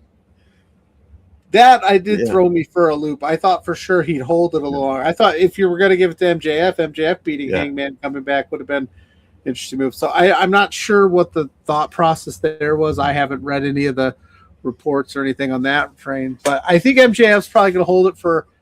I could see Dynasty in April, Double or Nothing. Maybe you go to there, possibly. The thing is, there's so many there's so many people. Like you just saw it last night. You got Hangman in the mix, Swerve's in the mix, and Omega. You can always throw John Moxley in that mix. So that's 4 guys right there. And Was Collision pre-taped or is it live on Saturday? It was taped, but I haven't read results. Oh, okay. No, it shouldn't be. Oh no, because I could have swore I read that it was taped, but they're doing that residency at that esports thing, so it should be live unless they taped it earlier. Because I would have heard something. I could have swore I saw that there was. Yeah, we would have. Because there was a couple championship matches. Grainmaker coming in hot tonight. Yeah. He comes in hot every night. Can I tell you guys a little? We told this story on Thursdays, but I didn't get any like feedback on it. So last Wednesday night, I'm sitting around and we're shooting the shit back and forth, and Blair makes a Replacements reference, and I said I've never seen the Replacements with Keanu Reeves on it, and he was so mad he FaceTimed me and like yelled at me about it. Is that crazy to have never seen the Replacements? No, it's not. There's so much movies right now, and like combined with older movies, it is not crazy to miss stuff. Thank you, and but it did get like it is a good movie. Okay, it's not that crazy. Okay, like especially depending where you grew up and stuff, you get different cultural references. Like I'm being from Quebec. There's also like French movies that take up my time, or like French TV shows that I watched as a child. Bon Cop, Bad Cop. I did. Yes, that is a very good movie. And Bon Cop, Bad Cop 2 famously has Frankie the Mobster in it. This is the Canadian part of the show where I just go. Actually, I very much would like to do a thing where you watch and review Bon Cop, Bad Cop. Yeah, because it's the biggest bilingual movie in Canadian history. Like it did the biggest box office. Oh, it's basically French Canadian, like French like Canadian Lethal Weapon. Oh wow! I did say that this probably should spawn some type of like PLUGGO reviews things that people think he should see that he's never seen, because the list is pretty hefty, so we could add that to the list. Yeah. What else is happening in the world, boys? I didn't really I gotta be honest with you, there was not a lot of stuff that happened this week in professional wrestling where I have like this laundry list of stuff to talk about. So I was just gonna free ball this last hour here. High Spots TV just announced they're shutting down. Oh wow! I toyed with getting a subscription to that for a lot of years, but never really pulled the trigger on it. I have a subscription to IWTV because that's where you can catch LPW 44. Great Scott next Friday. You absolutely can. Mania Week starting to shape up. Shooting Star Fest is going to be a little bit of a nice addition to that. Plus, Collective adding a bunch more stuff on the Wednesday, so becoming like a 4-day thing. Dude, we were talking about that the other day. That's there. Plus, just all the other stuff that are shooting off of the Collective. AJ Styles and Frankie Kazarian are face to face in a promo right now on TNA. AJ Styles is on TNA right now. That's big. Yeah. I think they announced it. I think. Yeah, they announced it earlier. I did. Yeah, I'm gonna have. So I had TNA. I had TNA Plus, but I don't think any of this stuff is going to be on TNA Plus. So now it's like I might have to get AMC Plus just to watch the weekly TNA stuff, but I don't think all the TNA catalog stuff is going to end up on AMC Plus. So I don't know what I'm probably not. So I don't know. Listen, I don't know if that's a solid enough investment for me to drop $9 a month just for one show. Yeah, I don't know. I have to look into it. But because how many different things do you have to watch WWE over there? If you want to watch WWE in the States, ESPN, Monday you need Netflix. You need Netflix. You need the CW for NXT. You need Tubi to watch Evolve. You need the USA Network to watch Friday Night SmackDown. If you want to watch but you still need it. You still need it. You still need it. If you want to watch the NXT pay-per-views, they are on Peacock. The library is now off of Peacock, but now making its way onto Netflix, but only main show. I got all the WrestleManias. I got all the Royal Rumbles right now. That's what I got. And then if you want to watch the PLE, so if you wanted to watch the Royal Rumble, you need ESPN. That's ridiculous. It's crazy. And I don't have all of those things. So my content, like my SmackDown takes are very limited because I don't have the USA Network, so I have to catch it through clips and it's only because I only have so much time in the day. But that's just how they're doing it here. I don't know if eventually we're going to get to the Canadian model where everything's on Netflix, because that would be fantastic. No, you'll never see that over there because they won't make as much money that way. I mean, don't be silly. But there was a report that came out the other day that some people are suing. Again, people sue people all the time in the States. That's what we do. But they're suing ESPN for saying, like, for changing the language in the WWE. People are like, well, I have ESPN and I have this and I still have to pay extra to watch. Like, it's a pain in the butt. And there was rumors and speculation that ESPN wasn't overly thrilled about the amount of buys they were getting for the WWE. They spent all that money, but it's tough. Like, wrestling is a niche, very niche sport. I know we love it. It's big to us. It's important to us. It's our world. It's what we do. But to the outside world, people still think Hulk Hogan wrestles. Let's be honest. So it's hard to get those people to buy in, and it's hard to get those people to buy into ESPN viewers to buy into a quote unquote fake sport when you could watch the UFC on the same. Well, no, the ESPN they left ESPN and now we're on. Oh, that's Paramount. Right. They're on Paramount. That's why that's what I was about to say. Is by the end, UFC was having the same problems. Like it wasn't doing as well as they wanted to. Like with still charging people pay-per-view prices, and they left to Paramount to basically do the WWE Network model, where it is a straight Those up were no good more times, papers, man. where it's like UFC's doing no pay-per-views, like everything's one part of your Paramount Plus. Is it? Because that was always, and I'm not a big UFC guy. I don't like that fake wrestle. I don't like that fake fighting. I like the real wrestling. But I would always hate, like, I spend $30 for ESPN, but then I have to pay for the UFC pay-per-view on top of it. Like, I always thought that was kind of silly. It's all included now. But we're seeing that. Okay, it's $30 on top of the 12 you're paying. Okay, so that's not as bad. It's kind of like the HBO Max model with AEW.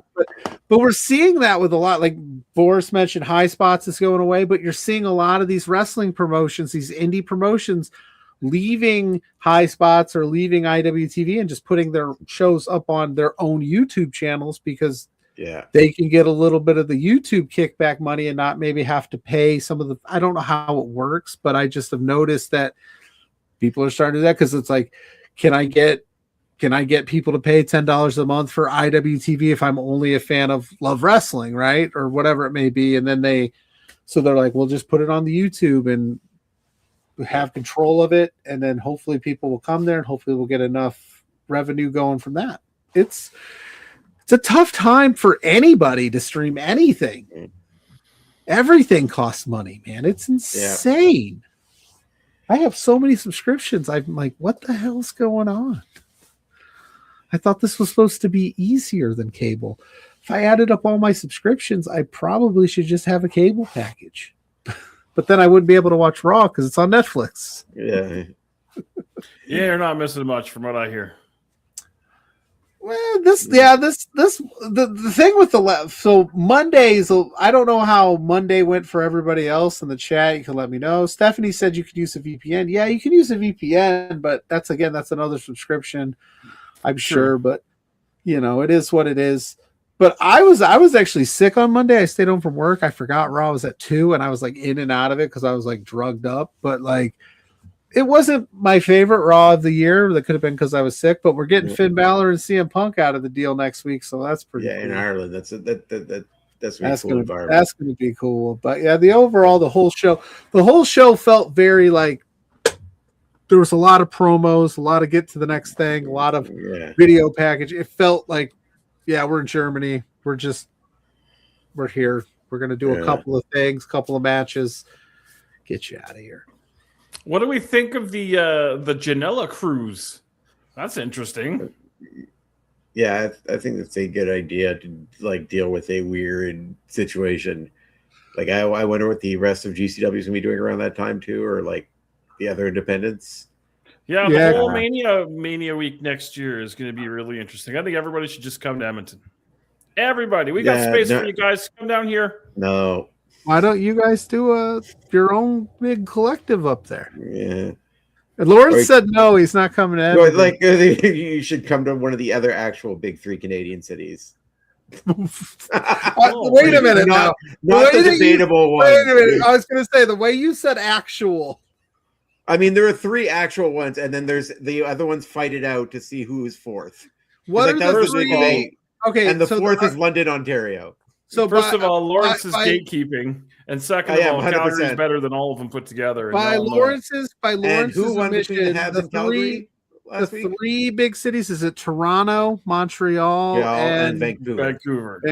Those are the big 3. Although if you're a touring band, it's just Toronto 4 times. The North American tour cities. It pissed me off so much. That should be legally allowed. Like, first we need to tackle ticket prices, then we need to tackle the verbiage around North American tour when it's just Toronto, then Vancouver, and nowhere else. Or Toronto 4 times, Bruno Mars. You could come to Montreal. I want to see that tour again so badly. Like, I'm excited about that album. Is this a real gripe up there? Yeah. It's so annoying because it's always North American tour and it's just Toronto or Toronto and Vancouver. We don't have that. I don't have that problem. Granted, I don't go to a lot of concerts, but I also live in a Midwest state where Chicago, Detroit, everything is within a driving distance, or if I need, I'm close to an airport if I had to fly somewhere, but I don't go to a lot of concerts. Scott said that Raw's at 3 p.m. this week, and I have a job for now. I might quit to just watch Raw. I usually finish work like around that time. If I'm lucky, I finish work at like 2-ish. But that's all right. Might be able to make it home. I don't mind. But I'm trying to think the last concert I went to. Like, I can't even tell you the last concert I went to. Candice Michelle is in the front row of TNA Impact, and that's really weird. The last didn't they get Perez Hilton? Yeah, didn't they get Perez Hilton? That's so stupid. And who is that for? That's the only thing. Like, every time you see him nowadays is for a documentary where they lambast him for sucking so hard, for being such a dickhead, and like a misogynist weirdo for so long during like the early 2000s. Like who is a TNA fan and a diehard Perez Hilton head in 2026 that they need to see Perez? To be fair, Lawrence, though, that person that is both of those things is having the time of their fucking life right now. Those 3 people are pumped. You're multiple that 3 times too high. There's one person at best. That TNA Perez Hilton fan club on Facebook group is popping off right now, bro. Boris, what's the last concert you went to? Deftones, but on the 30th, I'm going to see Offspring and Bad Religion. Very excited about concert, that. Yeah, not bad. The last straight up concert I went to was Janelle Monáe. Janelle Monáe fucking rules. I love Janelle Monáe. I don't know who that is, but Janelle Ramsey? Janelle Monáe. Janelle Monáe is a singer and actress, very talented actress. Like, she was in the Knives Out, the Glass Onion. Knives Out. Okay. She plays both sisters in that, but she's also like her stage show is very, very good. Like, akin to like there's so many costume changes and like the visuals are so cool. Like, it is a very, very like queer show, but also a lot of fun, and I quite enjoyed myself. I think the last concert I went to, and I'm aging myself here, I think it was Under Oath's 10-year anniversary tour. Under Oath's 10-year anniversary tour? Yeah. So it wasn't even, I mean, I saw peak Under Oath when I was, I can't remember. It was either that or like a Taking Back Sunday concert or something. But like, it was like, again, it was one of those, like, we're playing the 10-year anniversary of like I couldn't tell you because I don't do that. At this day, what's the best concert you've ever been to? Tough call. Tough That call. I've had a couple of good ones in my day. The Motion Under Oath City thing you ever soundtrack had? was good. The Under Oath show was good, but I did see Motion City soundtrack live once. That was a good time. I'm a pop punk emo guy. I would put there probably 2 or 3 that jump off that are code tied in my head, but Run the Jewels. That was a fun show, especially that I made one of my favorite albums of all time is the Black Star album, Most Def and Talib Kweli. Ooh, nice. Good pull. And Good pull. Most Def was just randomly staying in Montreal, was in Montreal for a month for some reason. I think I either filmed it, but he also a week later started doing a stand-up set in Montreal. But yeah, Most Def surprised Run the Jewels because he was friends with the opener, and came out and jammed with the opener for a bit. That was just a cool experience to be armed from somebody who was one of my favorite all-time artists, and have him come out as a surprise. That was so cool. I would say Real Big Fish, one of my That'd be a fun show. Yeah. I still have the set list signed when I was 15, 16, when I went to one of the first concerts I went to, and I probably also that in Childish Gambino. And this was community era. The opener for Childish Gambino was Chance the Rapper. Nice. Ah, Yeah. What was the first concert you ever went to? That would be Mustard Plug. Nice. First real concert I went to, my older brother, the only thing he ever really did for me, took me to see Disturbed. Oh God, I'm sorry to hear that. He was like, do you want to go? And I was like, I guess. So the first concert that I went to that I paid for. Who's Daria Ray?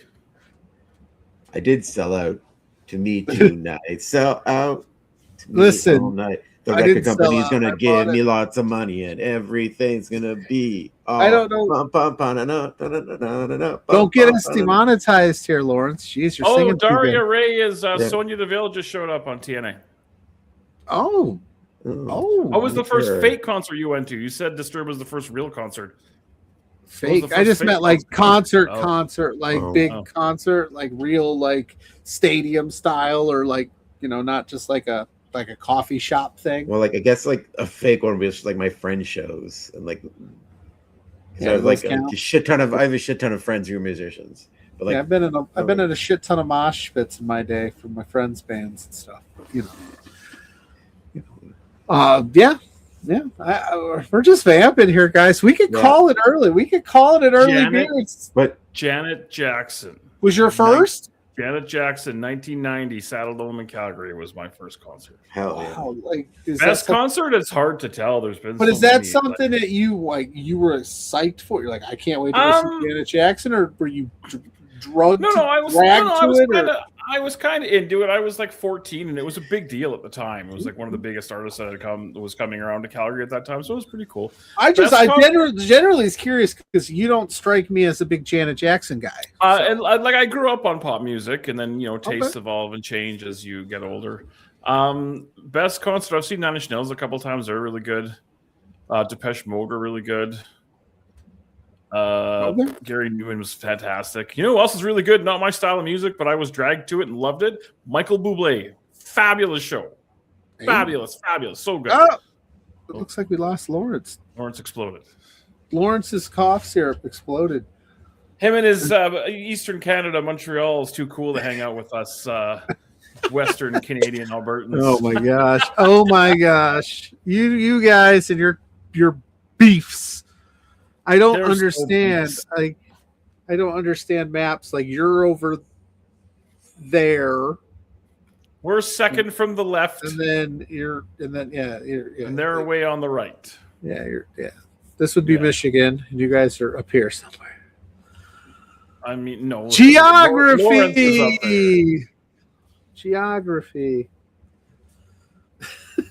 JPJ is never going to miss another episode. That's all right. You know what we can talk about? Hang on a second here. Sure. We can talk about how amazing SNL is going to be this week. Yeah, you can promote that real quick before we get out of here. Everybody. Big Bad Boris here, and this week on Saturday Night Love, we're going to take a trip over to the land of the rising sun and check out some of the weirdest, wildest, wackiest, and most wonderful kinds of crazy professional wrestling they have over there. We're going to look at some stuff like this. And a little bit of this. And a touch of this.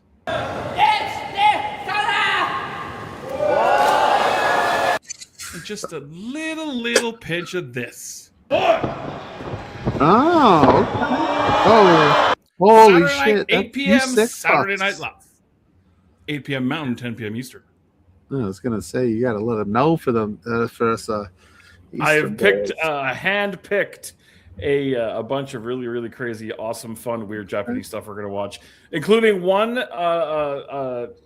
DDT match / fiesta that was in like a bathhouse aqua center thing, and I was skimming it to pull clips for that TikTok and realized there were naked Japanese women running around. So I was like, nope, can't watch that. Never mind. Lawrence said his internet got weird and crashed out there for a second. That's all right, Lawrence. You're more than welcome to pop back in. We're probably wrapping this. We're still love you, but we're probably wrapping this thing up, man. Like I said, I was cool with Elena Black on TNA as well. Is that? We haven't seen Elena Black in this company since early last year. I don't know who Elena Black is. Is that Cora Jade? I might be way off there. You tell me. Is that her? Was that her indie name? Is she? I don't know. I don't watch that these shit. things. Yeah, that was Somebody the in former the chat. Cora Tell me Jade. who Elena Black is. That was former. She was Cora Jade. She was in TNA because she was part of the NXT TNA thing. She left. They fired. So she's. I thought she was done with wrestling. She said she was good, but hey, welcome back, Cora Jade, aka Elena Black. That was her indie name before she signed with WWE. They are alluding to her being Cora Jade because that's who she was when she left. But well, there you go. So it's there you all go. coming together. And that's probably where everybody's at watching this TNA and that starting at 9. Starting at 9 o'clock. That's late. It is. 7 o'clock is very late. Hey, let's talk about NFL football. Oh, yeah. How about the Bears coming back? They were getting their butts kicked by the Packers when I went upstairs to do SNL, and they came back and they were like right on the doorstep, and they ended up winning. I was like, my goodness. Daria Ray is the suit is such a dumb name. There's some TNA's going to TNA, baby.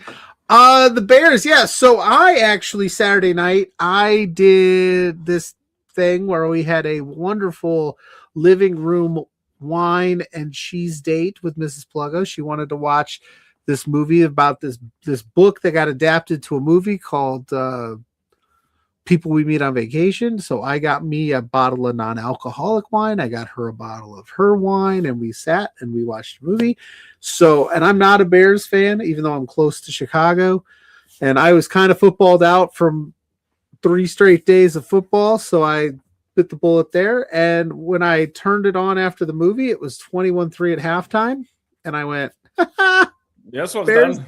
I go, Bears gonna bear. I'm just gonna go do something else. I'm not even gonna bother because that's what the Bears do. And then I got a notification that the Bears were on the comeback trail, 5 minutes left in the game, and I went, I'll kick this back on, and they pulled it off, and I was like, oh damn. Mrs. Boris picked the Chargers to win the Super Bowl, and they were subsequently eliminated in the first game, which made me laugh. I have picked the Buffalo Bills to win the Super Bowl. What do you think? Your picks are better than mine. Guess who I picked to win the Super Bowl? Are they out already? The Jacksonville Jaguars versus the Philadelphia Eagles. Oh, I sat here last week with JPJ and Jeff Hawkins, and that's where my bracket just magically ended up. And I went, I've seen crazier. And of course, the Jacksonville Jaguars really could have used that 3 points that they gave away in the first half at the end there. And it is what it is. I'm now just a fan of football. I'm always just a fan of football because I don't have a team. But yeah, so we got Who's the Bears playing this week? Because it's supposed to be like on SportsCenter. They were saying it's supposed to be super, super cold. Like what's 16? Is 16 degrees cold Fahrenheit? Yeah, 16. So the Bears are the 2 seed. They'll play the Niners, so they get the Niners. Wait, the Niners go to. They've reseeded. So the 1 seed is, oh my gosh, I should know this because I talk football on this show. I need Scott to help me out here. Well, 16 degrees Fahrenheit is only -8. That's not too bad. But who's the 1 seed? Oh my God, who's the 1 seed? Seattle and Denver. Seattle, yeah. So Seattle will get the Niners. The Bears get whoever else. Somebody. Not the Niners. They get the. This is here, great. I'm sitting in front of the computer. Why don't I just? Yeah, this is great TV. I should pull the bracket up, but I'm trying to remember that other abysmal game. All right. So. Oh, they Buffalo get and Denver. Buffalo and the Denver. Texans and the Patriots. And then it's San Francisco and Seattle, and then the Rams and the Bears. That's right. I forgot about the Rams because, I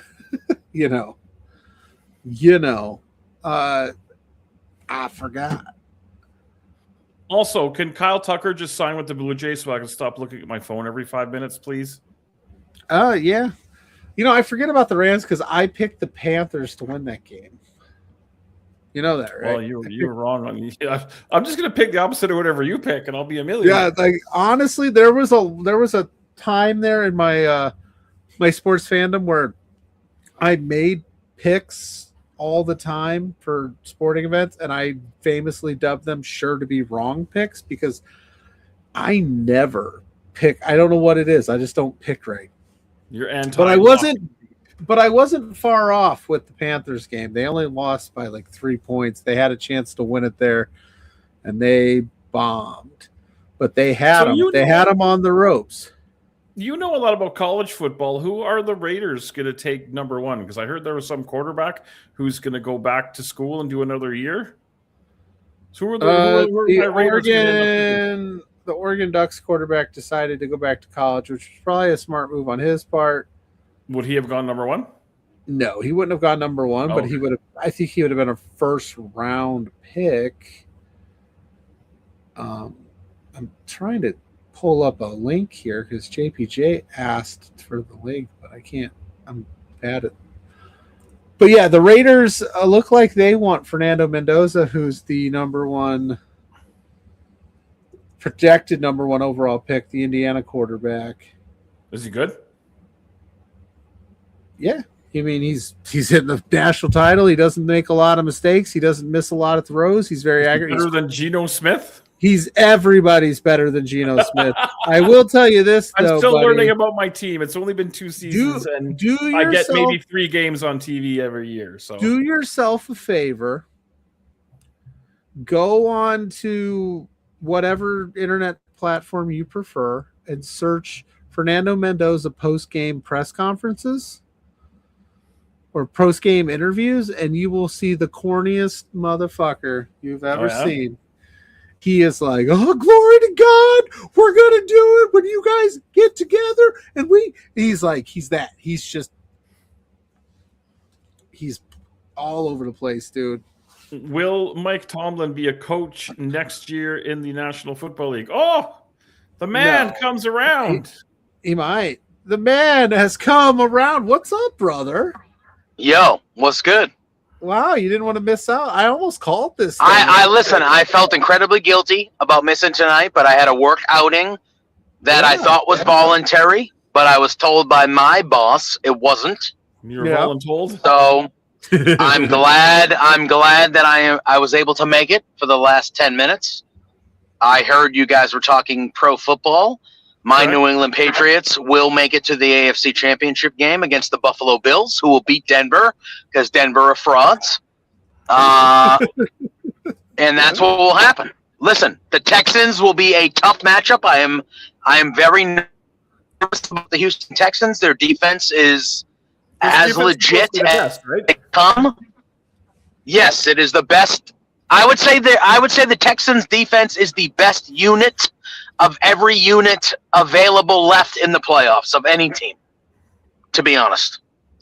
But I expect my Patriots to win, and it will be the Bills and the Patriots at Gillette for the AFC Championship game and a rubber match of the year.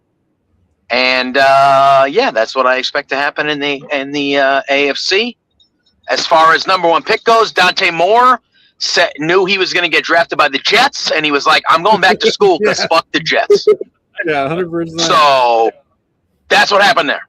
So Mendoza was going to go number one to the Raiders, and Dante Moore was probably going to go number 2 to the Jets, and he was like, I do not want to play for that trash bag franchise. I'm going to go back to school. It'd make because the Jets are pathetic. Correct. And my favorite part of that whole story is Dylan Raiola transferred to Oregon, and it's literally entered the transfer portal the second Dante Moore decided to come back to school. Hilarious. He's going to go to his ninth school in 7 years. That trash bag. So is playing for the Jets worse than playing for the Raiders? Yes. Playing for the Jets is worse than playing for most colleges, I would say. Okay. They are the worst franchise in the history of time. Playing for the Jets is worse than playing in the CFL, bro. Hey, yes, come on now. Yes, that's what I would say. That's what I would say. I'd rather be a Rough Rider than a. I would rather play for the Montreal Alouettes than play for the New York Jets. Calgary Stampeders all the way. Fuck both of you guys. Hey man, whatever works. Whatever works. JPJ, when is Kyle Tucker going to sign with the Blue Jays so I can stop looking at my phone every 5 minutes? I thought it was going to be today. I feel like it was going to be today, but I guess I would expect by the end of the weekend. I would expect by the end of the weekend he will sign with the Blue Jays, and then I would expect that my Red Sox will still be cheap fucks and not do anything. Where's Bichette going to end up? Phillies? It seems like listen. All right. The Red Sox signed Ranger Suarez yesterday. Good. I like the player. I think it's a good pitcher. It was completely reactionary to the fumble of Alex Bregman and just everything that's happened because my owners are pieces of shit. But other than that, I would expect Kyle Tucker to go to the Blue Jays. I would expect Bichette to be somewhere in the Phillies conversation. Potentially the Red Sox still, but I think Philly would be the front runner there for Bo. Yeah. Are you getting on the Lowell connector? I'm not on the Lowell connector. I've just gotten on the Big Dig is behind me in Boston. So, unfortunately, well, not unfortunately, but the company that I work for, our hub is in the city of Boston. So we had a work outing, like I said, that I thought was earlier this week. Yeah, it's really voluntary. And I said, okay. That's what wasn't part of the show this evening, unfortunately. So, yeah. What is the Big Dig? Yeah. The Big Dig is a project that was worked on by the city of Boston basically my whole life. Massachusetts. So, that's basically what the Big Dig is. So, yeah. Do you know that Pluggo's nickname is Hubby Jelly Bear? I didn't know that. That makes me gag a little bit. But other than that, I mean, listen, if it's between him and Mrs. Pluggo, if it's between him and Mrs. Pluggo, then all fair. I mean, Pluggo needs to just nod and smile at anything he does. Yeah. The thing is, it was between me and Mrs. Pluggo. Literally, it was between her and herself. And then she put it out on socials. I asked her what it meant. I forgot about this, and this will make you gag. She bought me a jelly bear, a gummy bear scented body scrub for bath time. That's what it was called. Jelly bear. Repulsive. That's repulsive. That is repulsive. That is truly repulsive. It is what it is. Listen. Yeah, listen. I get it. But to answer your question, Boris, I expect Kyle Tucker to be a Blue Jay by end of weekend. I'm hoping so. Potentially as early as tomorrow. Pitchers and catchers report February 11th. Soon. I can't wait. You know me. I am a baseball guy. I hate my owners. Yeah, and that's what we're gonna do. So, I do think again. I like the Ranger Suarez signing, but I like the signing a lot better if that allows us to make a trade for a bat. If it does not allow us to make a trade for a bat, and you're telling me we have like 9 starting pitchers now, I don't like it. So, that's where I'm at. Yeah, you could have had Rafael Devers. Weird. Yeah, who would have thought that? You know, you could have just not traded your franchise 35 to 40 home run guy that you had under contract for 11 more years for a guy who fucking dipped after 7 months. But, you know, who am I? I don't run an MLB franchise, so that's just me. But the Boston Red Sox management is fucking inept! And I'll leave it at that. I'll leave it at that. So. All right. You know? Oh, Jesus Christ. My favorite. Yeah. If I was live on the show, and shout out to Wells and Lawrence and you, Boris, for filling in for me, because this was very short notice and I feel guilty about it.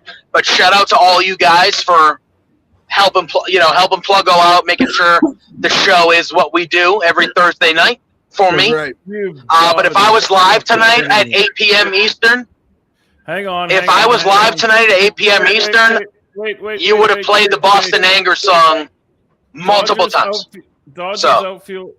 Dodgers and Kyle Tucker reportedly agreed to deal per multiple reports, including MLB Network insider John. Oh no! Was that live breaking news?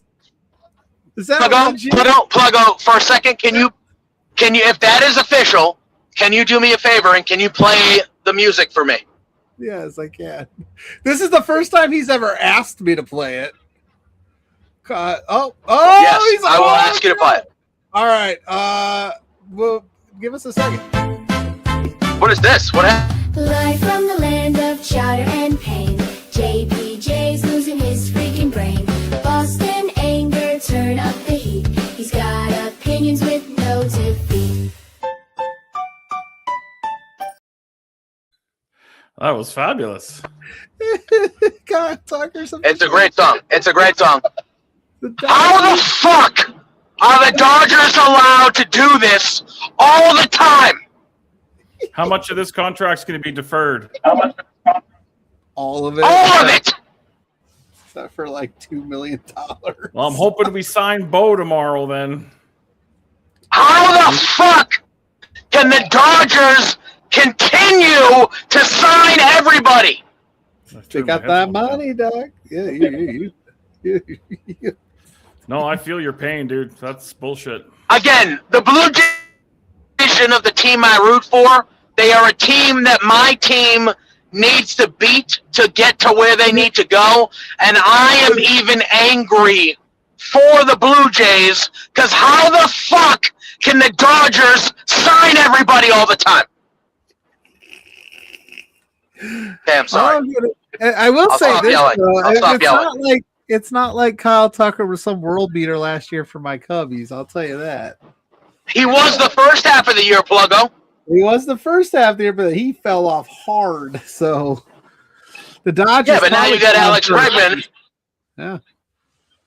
We're going to win the chip this year. Yeah. But now you got Alex Bregman, the guy that the Red Sox traded their franchise player for, who left immediately. So. Yes. It's not April 1st, is it? Anyway. That's real? No, but I just got the notification. Yep, it's legit. Contract. God, get him. This is the second. That's unfortunate. That's unfortunate. That's an unfortunate circumstance.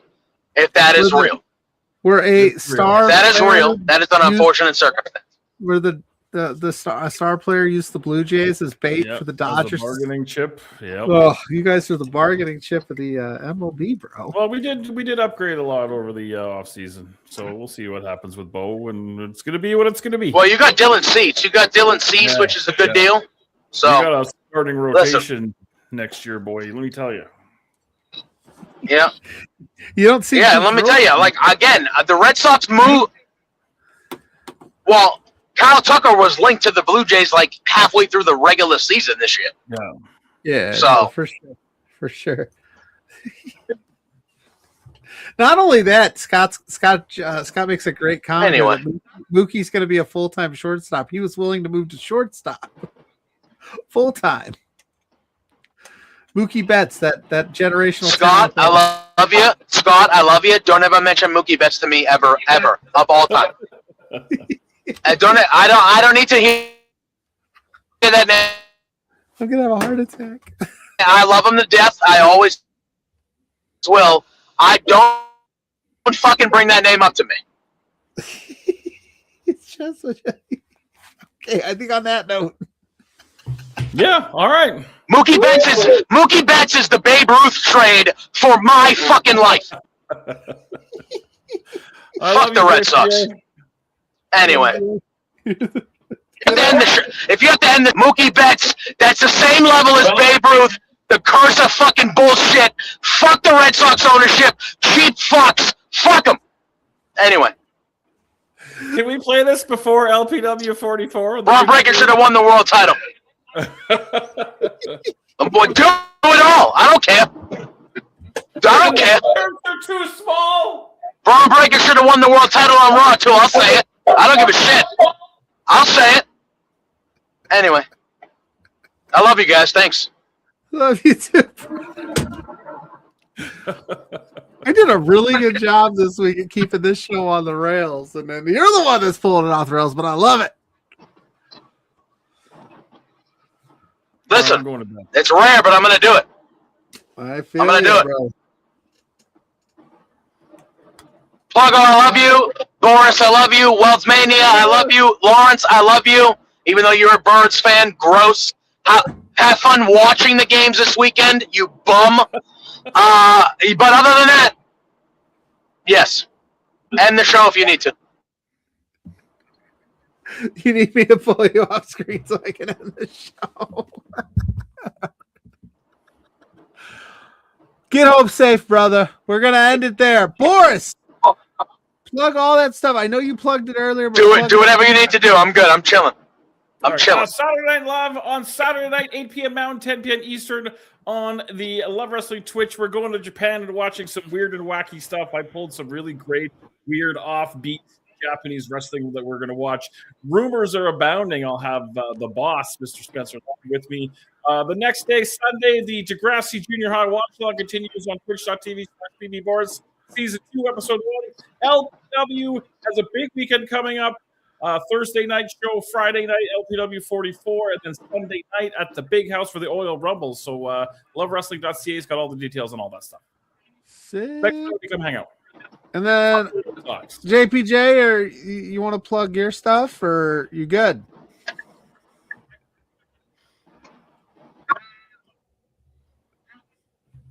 I can't tell if he's maybe he can't. Thursday night, 8 p.m. I'm here with my main squeeze. There you go. Wait, what? Can you not hear me? You're on a delay. Can you not hear me? I can hear you now. You're delayed. Every Thursday night, 8 p.m. That's okay. Okay, that's okay. Every Thursday night, 8 p.m. I'm here with my main squeeze, Pluggo, Between Two Beards. Wednesday nights over on Body Slam after Dynamite. You can catch me on Dynamite Up. Follow me at JPJ Loves Gaming, even though I've been hacked over there and I'm still trying to fight for my life to get my Twitter account back.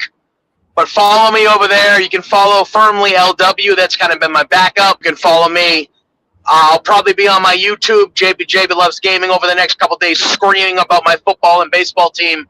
But that's where you can find me. Thank you to everybody that filled in for me tonight.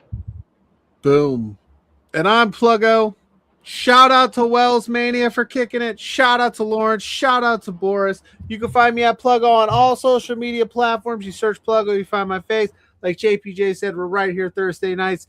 This Saturday, I'm back with you, Boris, and Graymaker Wrestling Pod at 4 p.m. Eastern, 2 p.m. Mountain Time. Is that how that works? We're talking LPW, the Oil Rumble. Huh? I have not been invited, and I'm working, so it will not. That is not true. We talked about it. You said Did you we? were in. Oh yeah, we did. Oh, I'm working. Sorry. Oh. I totally forgot you guys did ask me. You 100% said you were in. That's why he hates me. No, I got to work. I won't be. Sorry. Okay, that's fine. My bad. Because we were like 17th. You're like, yep, I'm good. No, I totally forgot about that, and I got to work. Well, now. If I don't do payroll, people don't get paid. Listen, that's okay. Right? Okay, well, anyway, I'll be there Saturday with Grainmaker talking the LPW 44 Great Scott show. Great Scott, like Back to the Future and the Oil Rumble. We're going to do it because they're back to back like that. So we're just going to do it in one big foul swoop. And then I did just join the Main Event Wrestling Network. I'll be doing some social media content over there a couple of times a week, maybe more. They gave me free reign to kind of post whenever I want. So I'm going to definitely do that. And my official college football pick will be in tomorrow. Stay tuned to my socials for that. And follow all the fine people that love wrestling. And as JPJ likes to say, and now it's time to say hi to Sue. Hi, Sue. We'll see y'all next week. Hey there, PLUGGO and JPJ. It's Trent's mom, Sue. And I have a bone to pick with you. So, I understand that you guys are being real idiots and spending your entire monthly budget. You've got to be kidding me. This is not the way to be when you're trying to run a business. Your boss, Spencer, is really pissed off at you. I'm pissed off at you. You have some nerve. Get a grip. You have to control yourself. You can't just go out and spend all the money that you're making, you two beards guys. Oh no, this is coming out so stupid. Anyway, behave yourselves or I'm going to cut you off from watching AEW. You're no longer going to get to know, be able to meet my son. What? Or me. I'm sorry, this is like, I don't know. Anyway, thanks so much for being fans. Watch yourselves. Knock it off.